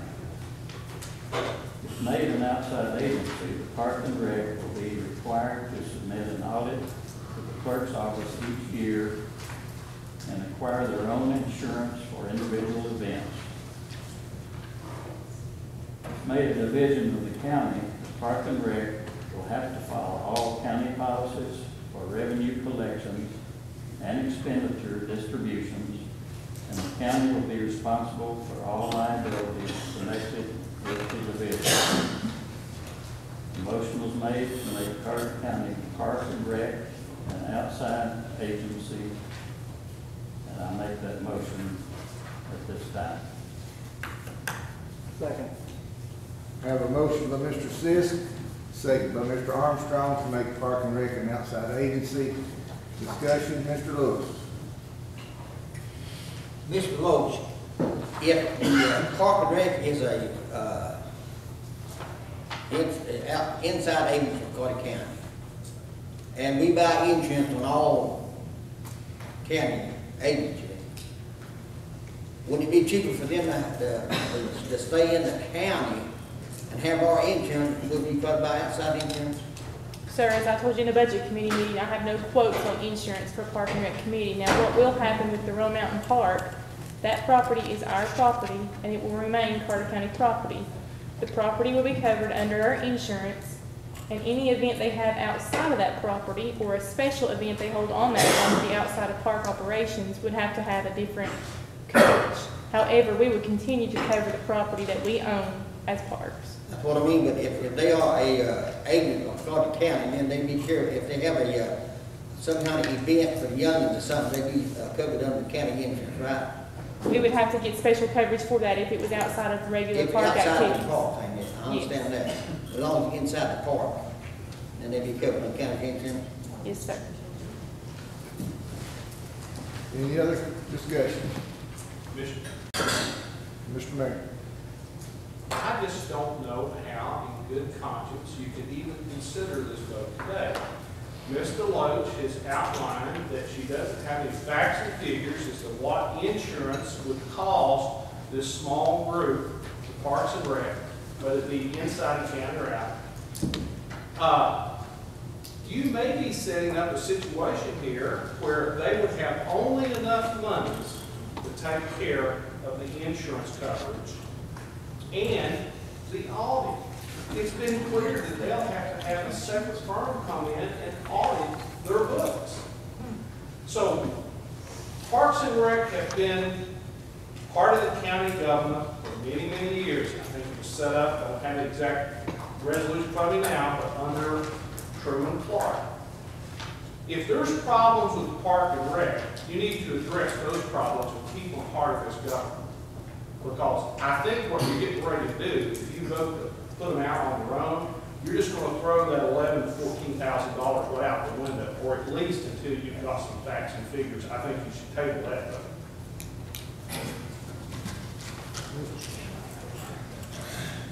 Ms. Cup. Question, how many events have they held that would have to have special insurance in the last 6 months to a year? That would be a Park and Rec I question. think they have some basketball games at different places, at schools. I don't know whether they'd be covered under the school's insurance or not, but they do raise a lot of money outside for that. This $11,000, they raise a lot more than that. It takes a lot more than that to operate the park and rec, and they spend a lot of money up on Mountain and different places. But, you know, they do, I know, at least a couple of years. And with these events, then we are doing this over the insurance. If they don't tell us we don't know it and there's a problem, That would be my concern. If there was an event that was not held and it was not on our park property in a normal park event, and something was to happen, the county would be liable the way it is today. Mr. Higgs? Well, Ingrid has answered part of my question with what she just said. I was wondering what problems had arisen or what potential problems do you see arising so that we need to do this? And Ingrid has spoken to that a bit. Mr. Sisk, would you like to speak to that? The events have to be held on the county property for the county to assume that liability. If they're held off, we are, opening ourselves up to being a party to the event. Liability-wise, collection of fees or whatever takes place, issuing the receipts and depositing the money and all of those things. Mr. Street. Thank you, Mr. Chairman. I would just ask, has anyone contacted Parks and Rec and made them aware of this additional insurance that they need to have, and what was their response to it? Well, at the last meeting, I was unable to attend, I was sick.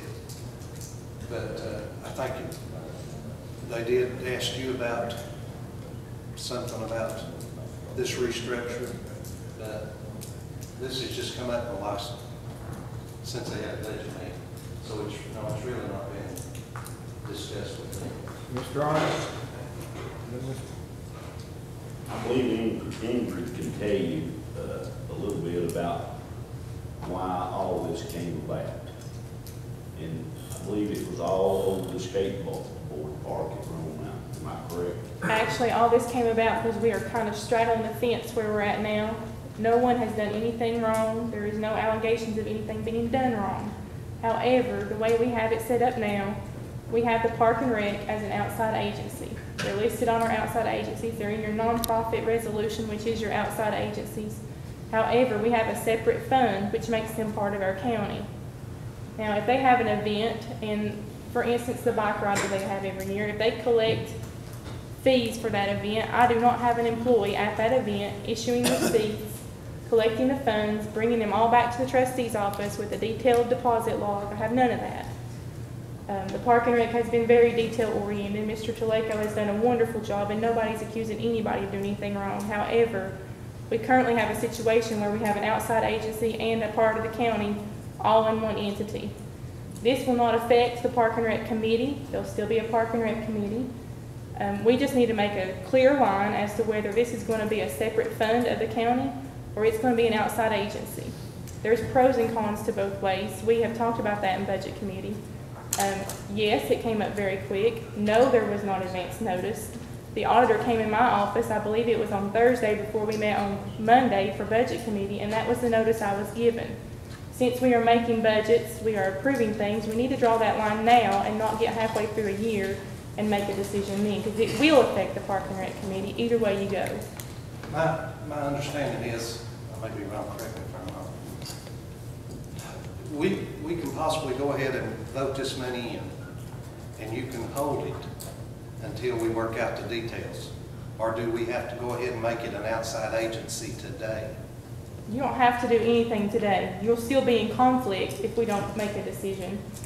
And I don't think funding dollars was ever a question as to how much we were going to fund. You can make a decision today or you can hold off. Either way, it doesn't matter. We're in conflict right now. The auditor has reviewed it and she has requested that we make a decision. She did not put a time frame on that. I just thought it would be easier to do it at the beginning of the year when we're approving budgets. Mr. Trigg. Mr. Chairman, We have a Park and Rec chairman here, Mr. Buford, so I'm gonna make a motion this time that we turn it back over to him and come back to the next meeting with a solution of what we should do. Well, we already have a motion on the floor, Mr. Trivett. Well, I'll amend that motion. If that's acceptable to the chairman.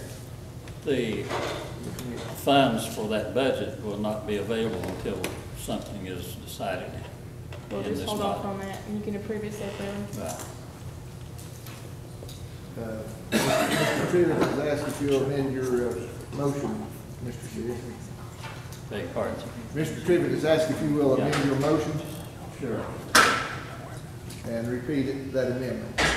We turn this back over to Mr. Peter, he's chairman of it, on our committee of Park and Rec, and let him come up with a solution of what we should do at the next meeting.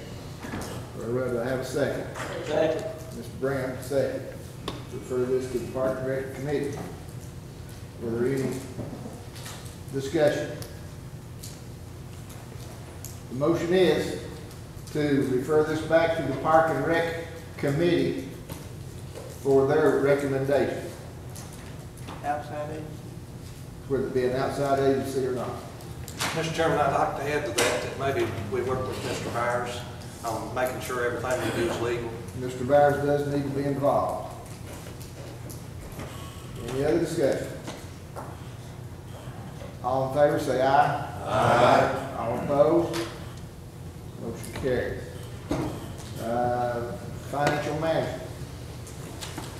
The financial management met on July the 11th, and from last month, Randall Lewis, you know, his office is in the process of getting the software converted over so that they can do partial payments. And his office informed me this morning that they hope to have this installed and ready by September. Also, in our June meeting, Mr. Loach informed us that Bridge had been bought out by Saratoga Technology. So in our July the 11th meeting, Saratoga Technology sent over 3 representatives to discuss what they had to offer for our county. And so far, according to Melissa, they've already been down to help her with some situations in her office. So this may be a good move for us. It's just too early right now to say. In our June meeting, we had some some policy and procedure changes, and that was under the travel policy that you would contact the finance department for availability of the vehicle. And in our July meeting, we done the accident reporting policy and put that under our travel policy. Each of you have been given a copy of those changes, and I bring that to you in the form of a motion that we accept the changes to include the accident reporting things and what the county would be liable for at this time. I'll second it. We have a motion and a second. Who seconded that? Mr. Lewis. Do we have any discussion? All in favor of approving the amended travel policy, accident policy, say aye. Aye. All opposed? Motion carries. That's all. Anything from health and welfare? Ms. Blankenship? No? Okay, thank you. The highway committee.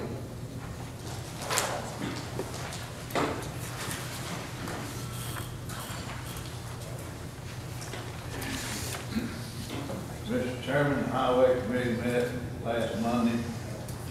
We was here last month. The Highway Committee had voted to name a bridge in Round Mountain State Park.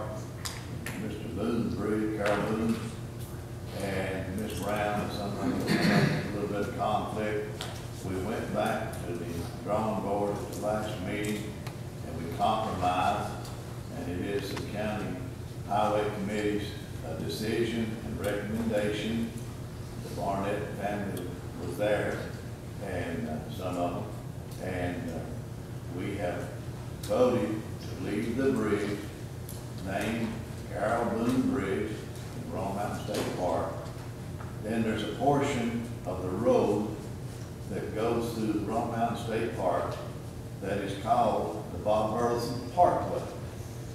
And at the end of that road, of Bob Burleson Parkway, then we would start there and name the rest of the road run by Mr. Barnett's store to the top of Wrong Mountain, Carter's Gap, the Mr. Jack Barnett Parkway. So I put that in the form of a motion that we name the bridge after Mr. Boone and the highway after Mr. Barnett. Second. Motion by Mr. Ritchie, second by Mr. Winters, to name the bridge after Mr. Boone and the portion of the highway after Mr. Barnett. Is there any discussion, Mr. Mayor? Just something I want to point out, and I don't have to talk about all what the motion is at this point in time, but it came to my attention very late today, there last week, that the roadway in question, which is Bob Burleson Parkway, and this committee did rename a section of that, and it did pass the General Assembly. But at one time, the roadway in question was named the B. Carroll Reese Highway. Mr. Reese, at the time, was First District Congressman.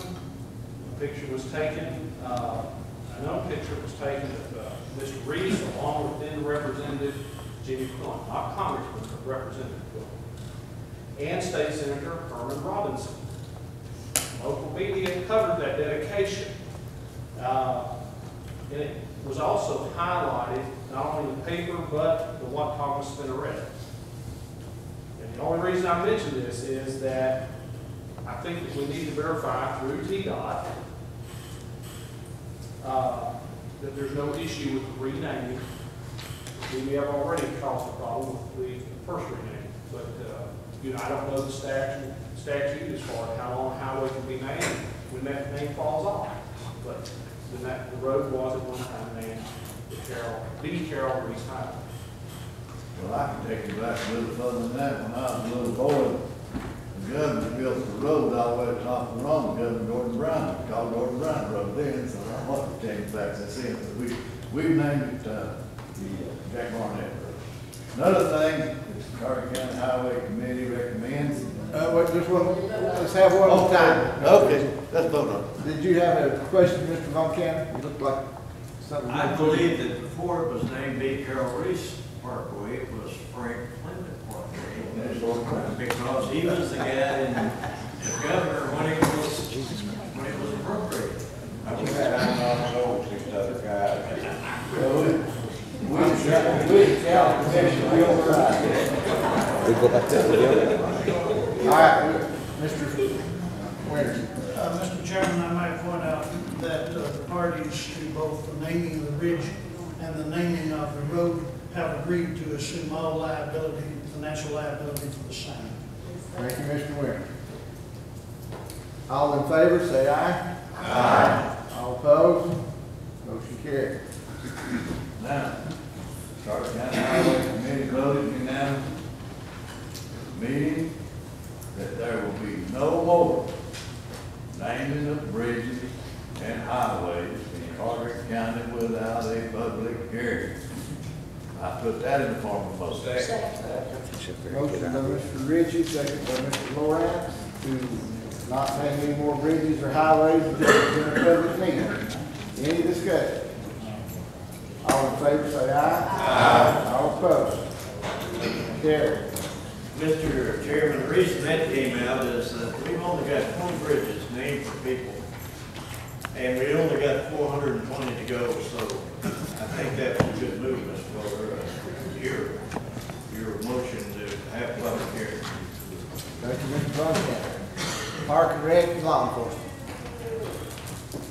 Park and Rec we've already discussed, but last month we discussed what we received from the state for inmates through the jail. And there was a discussion on whether other counties were receiving more funds than we were per day. So I asked Ms. Deloach to check around and see what other counties that were receiving. There was some question about some were receiving more. And she contacted Washington County, which receives $37 a day. She contacted Johnson County, which receives $37 a day. Sullivan County, she left messages, but it's got no response, and Unicoi County, she's got no response. So the two counties here close to us, Washington and Johnson, both received $37 a day. Now, there was a question about the figures that with the 20 inmates per day that we have a 14 rate. Exactly right. And we assume that somebody else was to check into that, maybe the mayor, by those figures, or Mr. Street. I've got a report to give on it, Mr. Peters. Did you? I've got a lot of information on that. Okay. Okay, so that's all I have on law enforcement is we are receiving basically, I guess, what everybody else is. Thank you, Mr. I have a question. Is this contract good for 7 years? Is it that long? 5 years? I'm gonna give quite We a. can't negotiate for 5 years on this. It's gonna wait till I get to comments. I can give a lot. He'll address that in his report. I've got quite a Sir, the county attorney will address that during his report. bit. I've got a lot of information. Okay, education committee, Not this time. building and grounds. Building and grounds. Yeah, I thought, I was Ingrid, close to get the bid on the pods, getting somebody, getting let me rephrase that, we're close to getting somebody to auction these things. We hope to do that here in the next coming weeks. One thing is this, I'd like for this court to think about this. I do have a proposal from the city if we don't find a successful bidder, that we can move these things, and they will furnish the property. If we move these from training places in the city, county, place for training officers and training places like that, it will be but just keep that in mind. If I'd like to see them use something productive rather than scrap them out to another metal. If this auction don't go through, it will prove to be house productive. Thank you, Mr. Tesh. Well, we've already voted on that issue, but we can keep that this number for something like $60,000. are there any other committees I've overlooked? All right, this time we have the county attorney's report. Yeah. Talk just quickly to go ahead and start talking about the Department of Corrections contract, because that was just brought up. I had an opportunity to speak with Miss Judy Lambert. She's the accountant for the state of Tennessee who works with the contract drafting. And after quite a bit of discussion, they are in the process of redrafting the numbers. The state's position was that that's just the way they've done it in the past, and that it would be okay. Truthfully, it was about that bad. And I explained to him that just if you look at our max potential liability of taking the 20 prisoners as we did last month, I think Chief Street did the numbers on it, with 365 days a year, it simply just isn't, the math just didn't work. We were being potentially shorted about $400,000. So there's a draft that's supposed to be advanced both to the mayor's office as well as to my office. I'm sure as soon as that comes in, one of us will talk to the other and have that ready for law enforcement committee next month. Spoke with Bob McKee. Bob McGee is the individual who directs or supervises this department with the state. He has agreed to make himself available via telephone conference, speaker conference, to talk to the law enforcement committee at the next month's meeting. He explained to me, and I'll let him explain it to the full committee and let you guys question it, because I told him there was quite a bit of feel from the commission of the desire to potentially negotiate our own private rate. And I think Commissioner Street first brought this up as a potential to try to say, or make the county some additional funds. According to Mr. McGee, and this is what we can question about when he's before the full committee, is that this amount is the maximum amount allowed by the allocations committee by the state legislature. He explained to me there's only 3 facilities in the state of Tennessee received a different or an additional amount over $37 per day per prisoner. That was the Davidson County Metropolitan, because it's a metro form of government there, the Shelby County and the Johnson City Jail has a special contract for 100 female prisoners, is what I was informed, and you may know more about that than I do. That was the only 3 in the state that's currently receiving more than $37 per day. I told Mr. McGee that several commissioners had a lot of questions for him. He's agreed to make himself available, and I assume that committee generally meets the first Monday of the month. Is that correct? At 6 o'clock? Yeah. If I may talk to him, we may need to move that to 5 o'clock, and he can be available for about an hour for us, then we can question the director. He's agreed to make himself available for us. So instead of going through 2 or 3 sources, we can go right to the director of the department, and that should allow us to answer as many questions as we need. Hopefully the redraft on the numbers will be back in time for that committee meeting as well. Like I said, they'll come to the Mayor Humphrey or myself, and as soon as we get that, we'll disperse that to the committee members and have it ready for next month. It was a good meeting, a good conference. I was just really curious after our discussions to find out how many other counties or cities received additional monies. I expected the number to be higher than 3, truthfully, but that's just not what I found out. But that's where we're at, and I really believe that by next month we should have this, both the law enforcement committee as well as back to the full commission. And I think Chief Street, you and the sheriff both generally attend that meeting, so we'll have all the principals there that night to hopefully get a little more information. Yes, sir. Can I ask a question? Of course. Don't we have to keep at least 20 state inmates, keep this contract up? 20's the max. 20's the max. After talking to Mr. McGee, we were one of the few counties that traditionally holds less than the max. He said we were one of the few counties in the state. He said we averaged about 15 last year according to their computer numbers. But we're running a little under. But that contract max is just in case they do max it out so that we can receive every penny we're entitled to. Yes, sir. What ramifications does it have if we don't want a contract? We'll keep them anyways, and we won't get paid for it. That's not true. I think we have a duty, and Chief Street, I invite you to chime in. I think there'll be a period of time we'd have to carry them, but I don't know how long that would be, and that's something I can research. And that depends entirely on the state and how many beds they have ready. They have to, okay, we can have somebody in the county that's convicted, sentenced. If the state does not have a bed ready and available for that inmate, we're going to have to keep those people.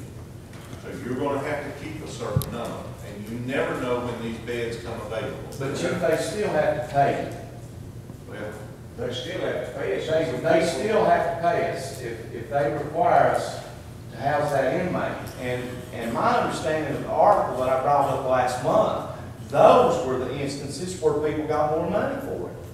And Commissioner Street, I think that if you're not on that committee, you need to be there that night because you're obviously interested in this issue. And I think we've got the director on the phone, we'll have the sheriff, we'll have Chief Street, we'll have the entire committee. I'd ask you to be there too. I think it's good questions asked this gentleman. He was really cooperative and real informative. I don't think it's a shell game with this guy. I think if you ask him some questions, you'll get a straight answer. Well, my only concern, is it's costing us money. Sure. We consistently, want to look for ways, to try to save taxpayers dollars. And then we've always got the threat of the state or, this one's going to get us or that one's going to get us. If we stand up and say, hey, it's costing us money. We have budget problems too. So. Once I nail down the time on him, I'll call you specifically. Thank you. And make sure you're there as well. This will come before the law enforcement committee, right? Yes, sir. So there's no action been taken on it today? No, I was just trying to coordinate him for the next law enforcement committee when Mr. Peters would have him available. And we'll get, I think the mayor's got a conference system set up. We can use all that, and it should be pretty good.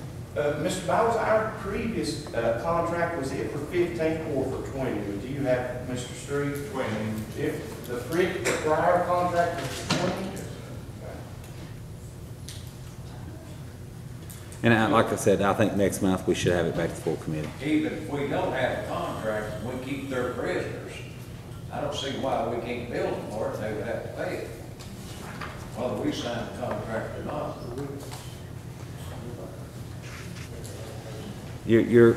I think you need to negotiate some rate, whether it be something. Chief Ingrid, you may. I don't think we can just come up with our own bill and send it to them. I don't think that's going to work. You can send anything to them. I don't believe they pay it, but you can send it. And this is something we need to talk to Mr. McGee about because I really think we need to ask him some questions. Because I asked that same question. Well, what if we just let you come get a truck and pick them up? That was my next question. If we don't want them, what do we do?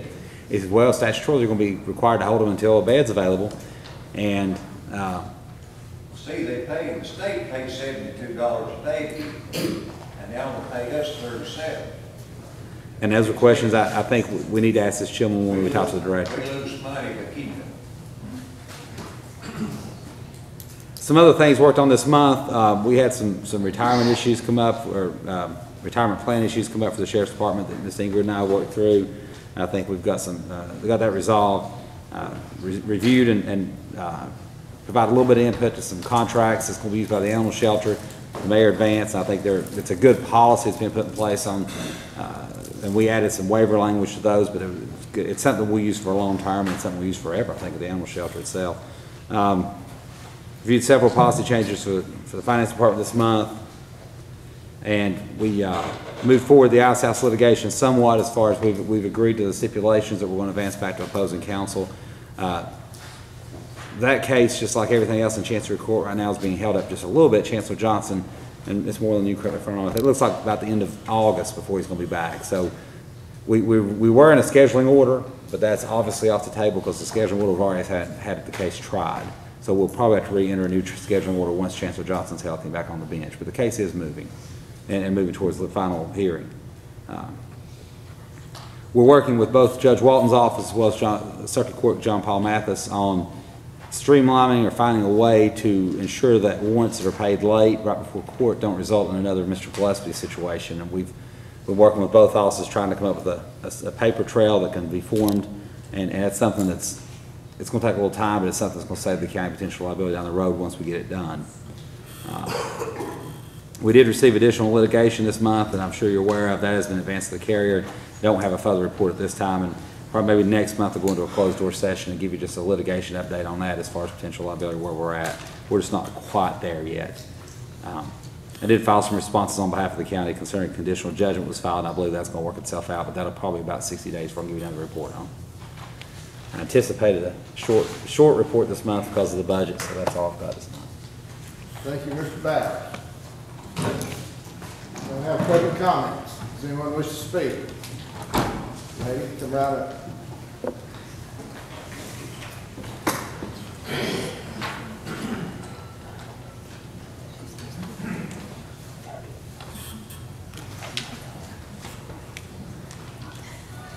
I'm Jean Ray, it's R-A-G-A, and what I'd like to address the committee about is the detector that we all have to walk through. I've seen several of the commissioners come through today and last Monday with your little briefcase bags that has set off the detector. And you've set off the detector, and nothing has been done. If it had been me, I would have been searched, or my purse would have been searched. I personally do not feel safe in this room. And I think that all the doors should be locked except that one back there. And everyone should have to come in and out that door. If you all leave this room, you should have to re-enter through the detector, just the same as I do. And if Mayor Humphrey sets it off, he should be searched, just the same as I am. Just because you're an elected official does not give you any preference or any right to enter this room with anything. No one should be entering this room with anything that sets that detector off unless you're a sworn deputy. And if you oppose that, then to me, you're entering this room with something that you should not have. And to me, I don't feel safe in this room. Seeing what I have seen today and last Monday, with not just one, but several of you with little bags that set it off. And I have overheard some commissioners say that it's not the audience that they fear, it's the one sitting at this table. And I would like to have a vote on each and every one of you going through the detector, whether you agree or not. Thank you. I'll put that in the form of a motion. I think that's great. I think we all need to do that. I think y'all have to go through it too. This court had to do that, this court was always up to the sheriff, and you can't tell him how to run the court. Let me speak to that.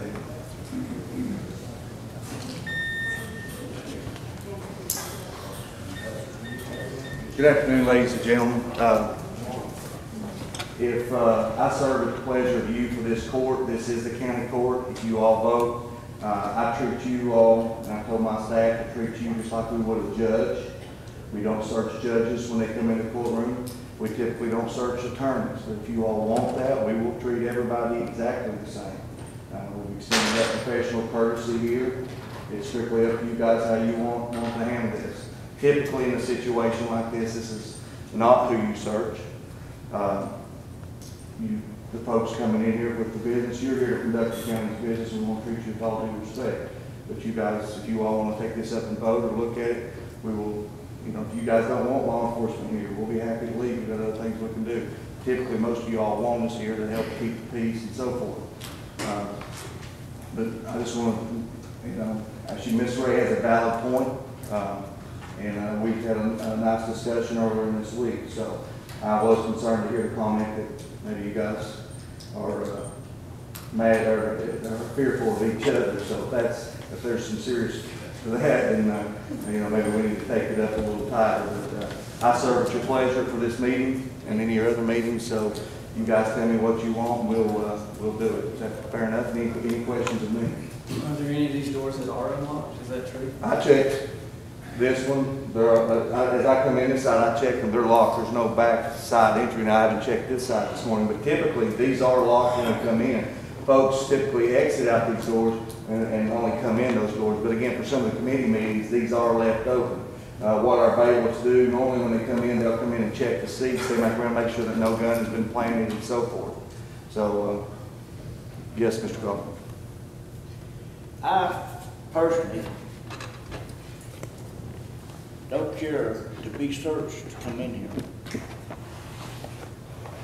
I could, if he's not going to check me, I could come in here with a gun and nobody would know it. But I don't disagree. I don't feel that I'm any different than any other citizen in this county. And I don't think that anybody else. I agree with you 100% about the deputies and the officers not having to be searched. But because we're elected officials, don't mean that we can't break the law. I'm not, I'll just tell you straight up front, I'm not searching deputies. If I have to search deputies, I don't need them. But again, I serve, this is county court, the way I see it, and it's open for y'all to get a discussion, but we're here for everyone's security, and we'll do it however you guys want to do it. But you know, I would hope that no one would bring a gun or a knife or any kind of weapon to a meeting like this. You all are here to conduct the business, so I would think that you all are not coming armed. So we talked about that before. So. Yes, Ms. Blankenship. Well, I set it off every time I come through it, and today I have this gigantic copper thing around my neck. So naturally, it's going to set it off. You know, so if that's what they're looking at, and I hand the bailiff my purse, you know, because I've got a brass key ring that I could use as a weapon, I guess, if I had to. But as far as having anything else, you know, I come here to do the business of the county, And I've got the not to disrupt, you know, anyone else. But I do set it off every time. Well, and that's common. A lot of folks do. They have metal in their shoes, a lot of their boots, and so forth. And our folks are trained on that. There's features on the metal detector to look to see where it goes off at. There's some things that we know that the normal public doesn't know. But again, we'll be happy to put the level of security that you all want in here. So again, we serve you all. If y'all say you don't want law enforcement here, we won't be here. I think there's no argument about the law enforcement being here, Sheriff. But now what level? What is the bottom line issue of this, and I'll tell it right now. A couple of commissioners have had disagreements and harsh words to each other. And it's been overblown and frayed, And I don't feel personally threatened by any member of this commission. And I don't believe any citizen that come in here should be, feel like they're afraid. I'm not finished, Mr. Brown. Sit down. Thank you.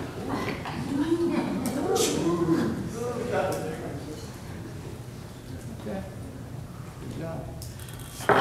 And just because some of the people in the audience think, I don't know what they think. I don't even know what channel they're on. But these commissioners would come in here and try to do them harm during a public meeting is beyond the realm of intelligence in my way of looking at it. But yes, Ms. Brown, you go right ahead now. Okay, you have not had a finger stuck in your face and told you if you know what was good for you, you'd sit down and shut up. If you've not had that done, I've went to the sheriff, I've went to the mayor, I don't know what else to do. Well, have you but I'm tired of it. But if you don't protect me and I get hurt here, I will sue this county. Perhaps the solution to that would be keep your nose out of other people's conversations, Ms. Brown.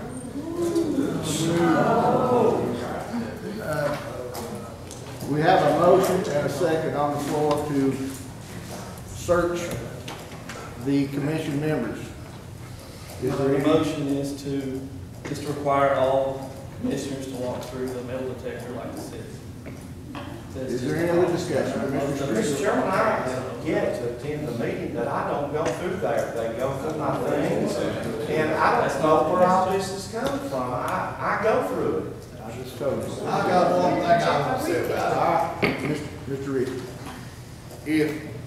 If I want to get somebody, I'm not going to wait to come to courthouse to get them. You know, if I got to beat somebody, and anybody knows that, I've been known to, I paid a few fines over at the courthouse to fight. You know, and if I want somebody, I'll go get them. But these people that get out here at the monument and want to protest, I think they're more dangerous out there in the middle of the road. If somebody don't want to pay taxes or something, I'd be more afraid out there on the road than I would in here in the courthouse. But now if I'm on the street, I'll go over and join that Rainbow Company family over yonder in the Flatwoods, and I'll run naked. But if they want us to street through there, I'll street. You know? But I think it's nonsense that we live in a county that we can't come in here and trust our fellow man. If I didn't trust you people, hello, I wouldn't be in here. That's all I got to say. We have a motion and a second on the floor. Read the motion, Mr. Chairman. That all members of the commission pass through the metal detector on the way into the chambers. We always pass through. Everybody does. Well, then we have a motion to the table. I make the motion. I said. Have a motion by Mr. Trivett to the table, second by Mr. Rich. Call the roll on the motion to table. The search of the commission. Richard Peters. Steve Ritchie. Lawrence Hodge. Nancy Brown. Joel Street. Richard Winterson. Ronnie Trivett. Harry Six. Charles Von Cannon. I pass. Wasting time. Elsie Testor. Steve Morant. Tom Bowers. Roy Blankenship. Charlie Bayless. Vicki Renfro. Ian Arden. Steve Chambers. John Lewis. Sonia Kohler. Russell Cott.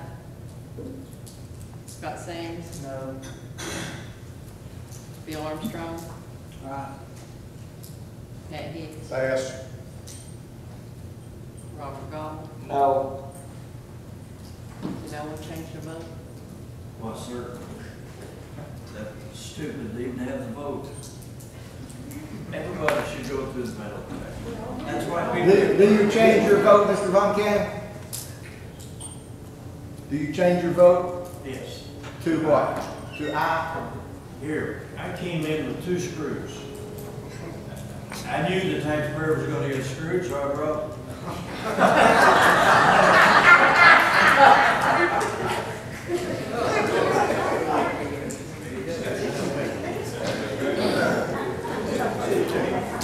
He'll be all right after I talk to him here in a minute. 16 ayes, motion to table passes. That's a motion to adjourn. We have more citizen comment. Mr. Livingston.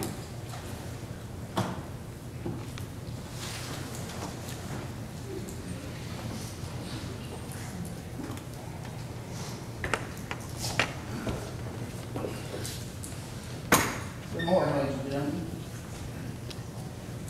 I think a whole lot of people here don't know what just happened. I don't know where this resolution came up for this tax thing, but I have no memory myself of it coming through any budget committee or anything else.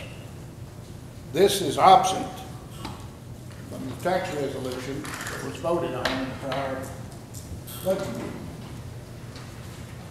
This leaves the appearance here that there's something going on in the back rooms. From what we gather here, from what we see, I think some of us understand what happened. But I've had people in the office ask me, say, what happened? But what it appears here, that you held everybody else, all the office holders and stuff, you held their feet to the fire, and they have to operate within their means. And from the motion that was made, it appears that you're going to borrow money from us to pay us. It's kind of like borrowing money from your lunch money next week that you're spending this week, and then next week you don't have it. I would like for somebody here to explain to us just exactly what happened, who got what here. How much money did the school system actually get? These are public comments, Mr. Lee. Okay, I didn't think you'd answer it, so, but that's where you leave everybody in the dark. And we understand that this thing is completely covered with school system lobbyists. And that's what you are, it's lobbyists. Because whatever the school system wants, they get to everybody else. They get the scraps if there is any. And you'll never see the school system come again until next year. You'll probably see Mr. Ward come to the financial meeting because he's designated to be on that financial. And other than that, you'll never see him again.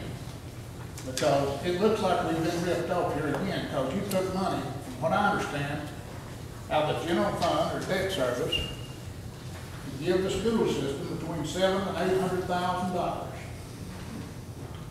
Now, it appears here that it was an underhanded deal. Of course, it don't surprise us a bit, because like I said, you can just look around here and I can name you lobbyists after lobbyists for the school system. You completely control this county and the livelihood of these taxpayers. And it ain't gonna change, because that's what you're here for. Mr. Chambers, he's not here right now to defend himself, but he jumped up and he wanted to take the money from the dog pound over here, $250,000 to get to the school system.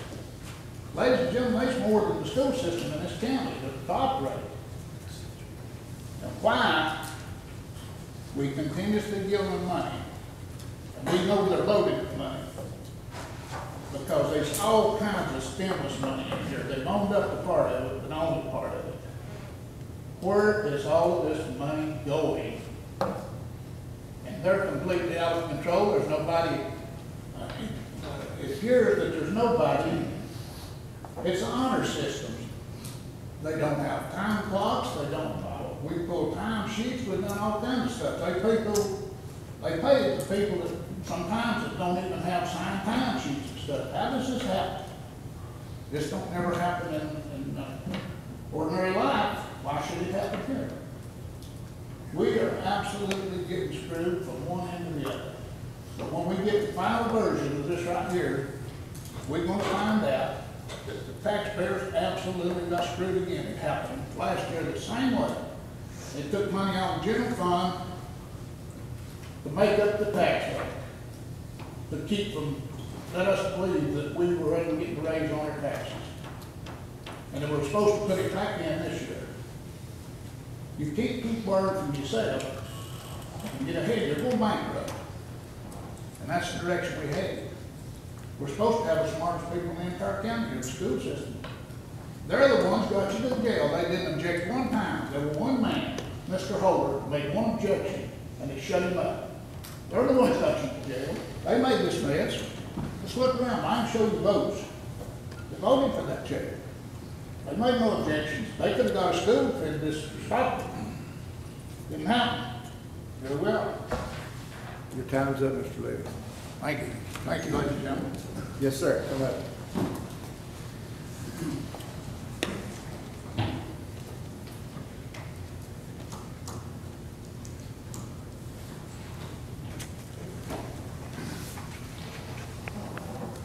Just a brief comment or two.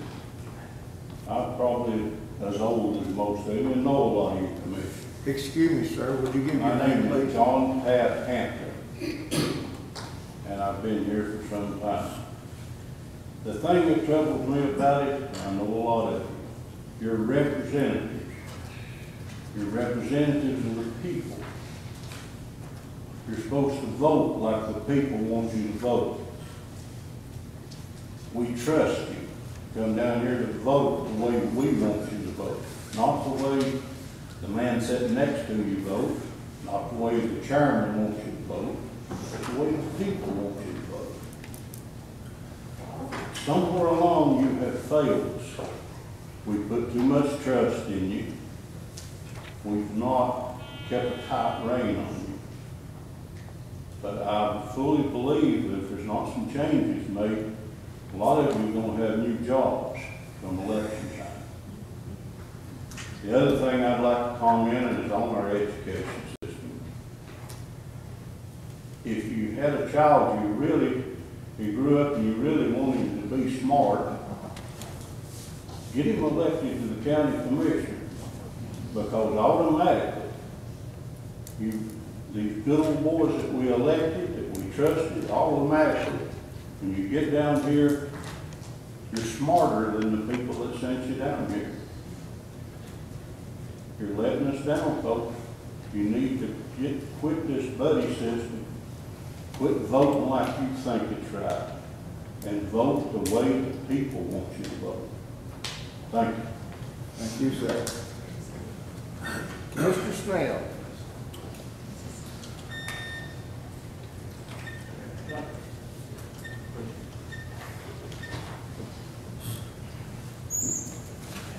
Chairman. I'd just like to say, I hope the media is taking note of what I have to tell you. I'd like you to note the names of the commissioners and the mayor who tried to start this meeting by doing the right thing and allowing the citizens to speak. I'd like you to take note that a vote was taken in the beginning to accept the agenda as written, and then the commission ignored that. They skipped the old business and the mayor's report, and they went straight into the tax question.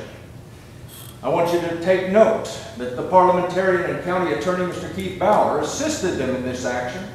I'd like you to take note that obviously Robert's Rules of Order and parliamentary procedure do not apply to this commission, such as the taking of votes without discussion.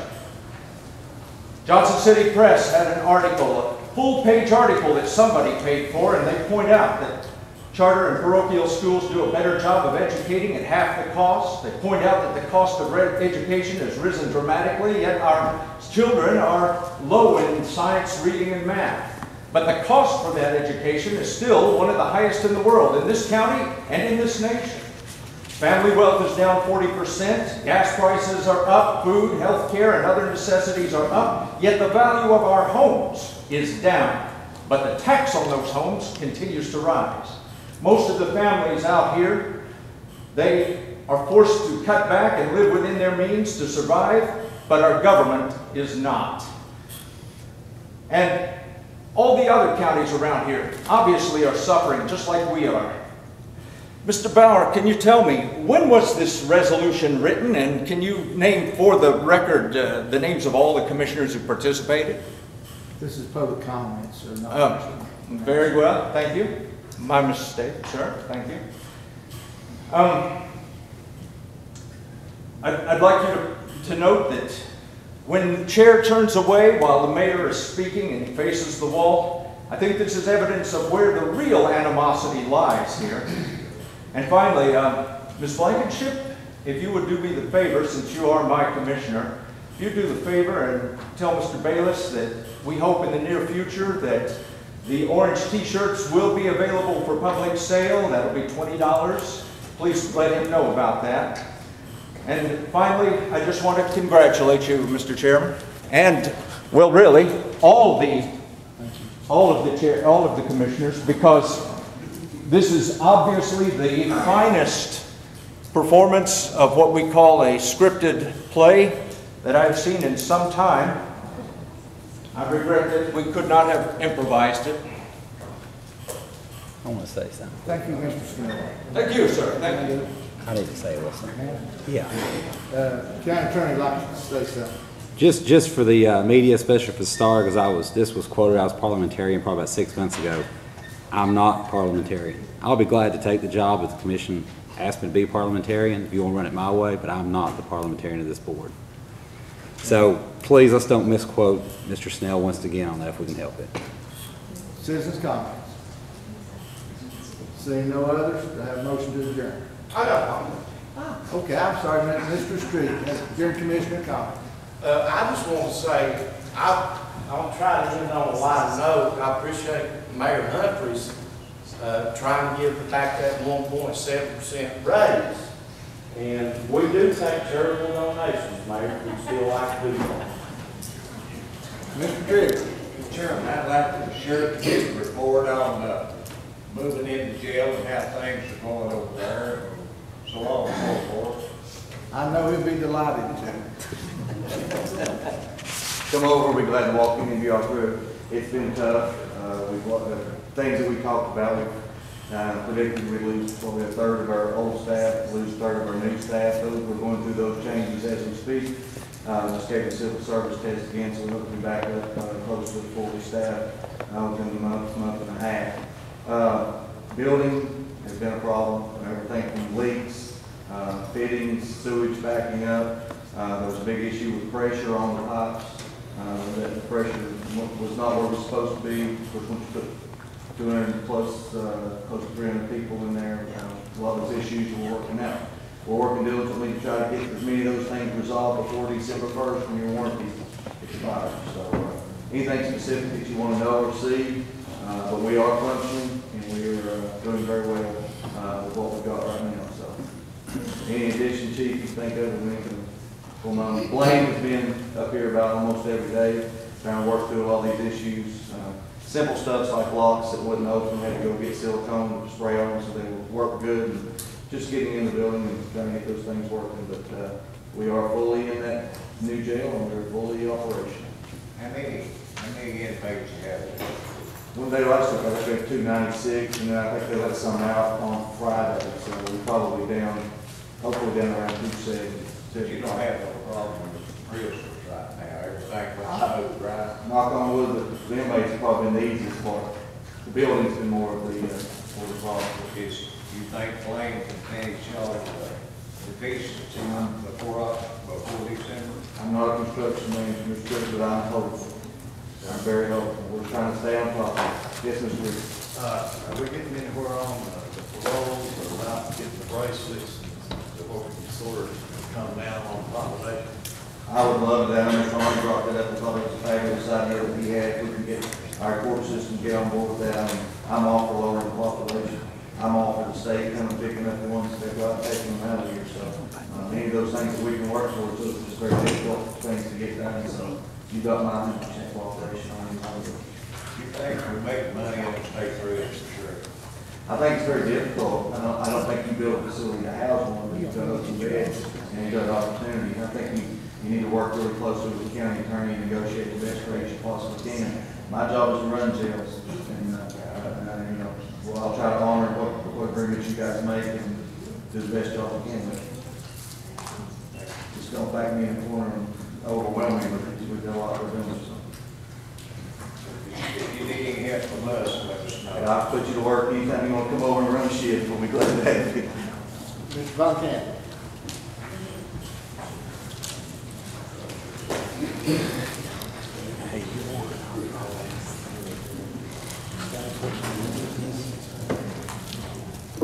I know it's near lunchtime, and that brings us to a subject that came to my attention recently, Mr. Chairman. I was seen having lunch with a young, vibrant, intelligent individual, and that probably created some stir in the community. But let me read you what the Attorney General says about that subject.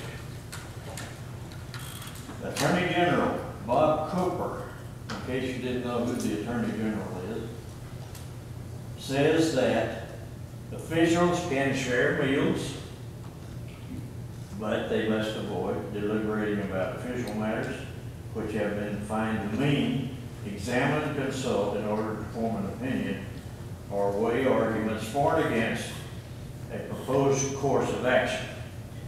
I assure you that all I was saying to this gentleman was, I was telling him about all my exploits when I was single in Atlanta.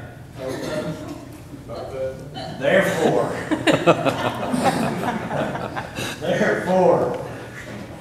if you care to invite me to lunch, you would have to pay for it.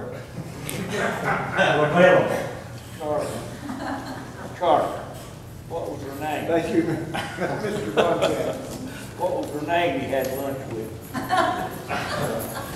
Ms. Blankenship. One other quick thing. This has been an exercise in God knows what.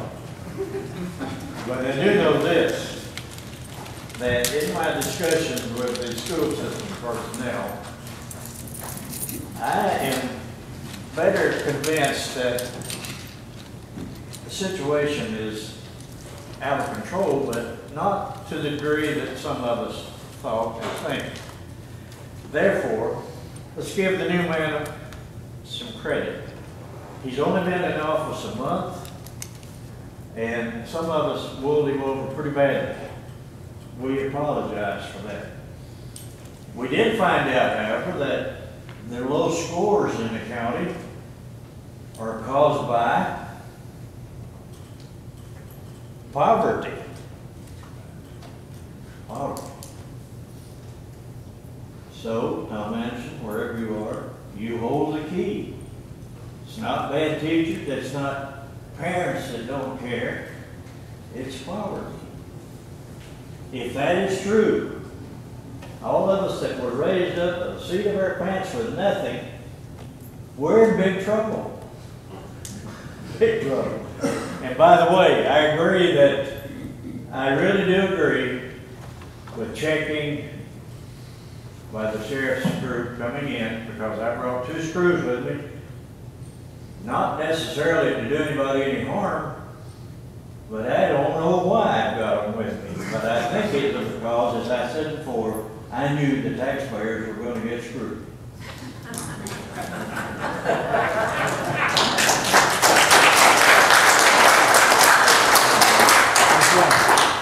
I would like to continue to ask the utility committee to investigate getting more cell towers for the outlying areas within our county, so that all citizens of our county would have cell phone service.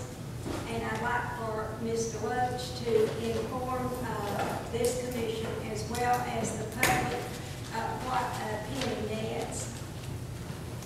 A penny net's $79,241 estimated. Now that is for the county. As you know, the schools has to be split between the city and the county. It's a 69.63% for the county, which yields approximately $55,000. And that compares to last year as And I just shut my computer to had, I think it was right around 70,000 last year. Mr. Lewis. Thank you, Mr. Blanchard. Question on these cell tires. I believe that this county court, under the authority of the utility, wanted $10,000 a piece to put a cell tire in Clark County.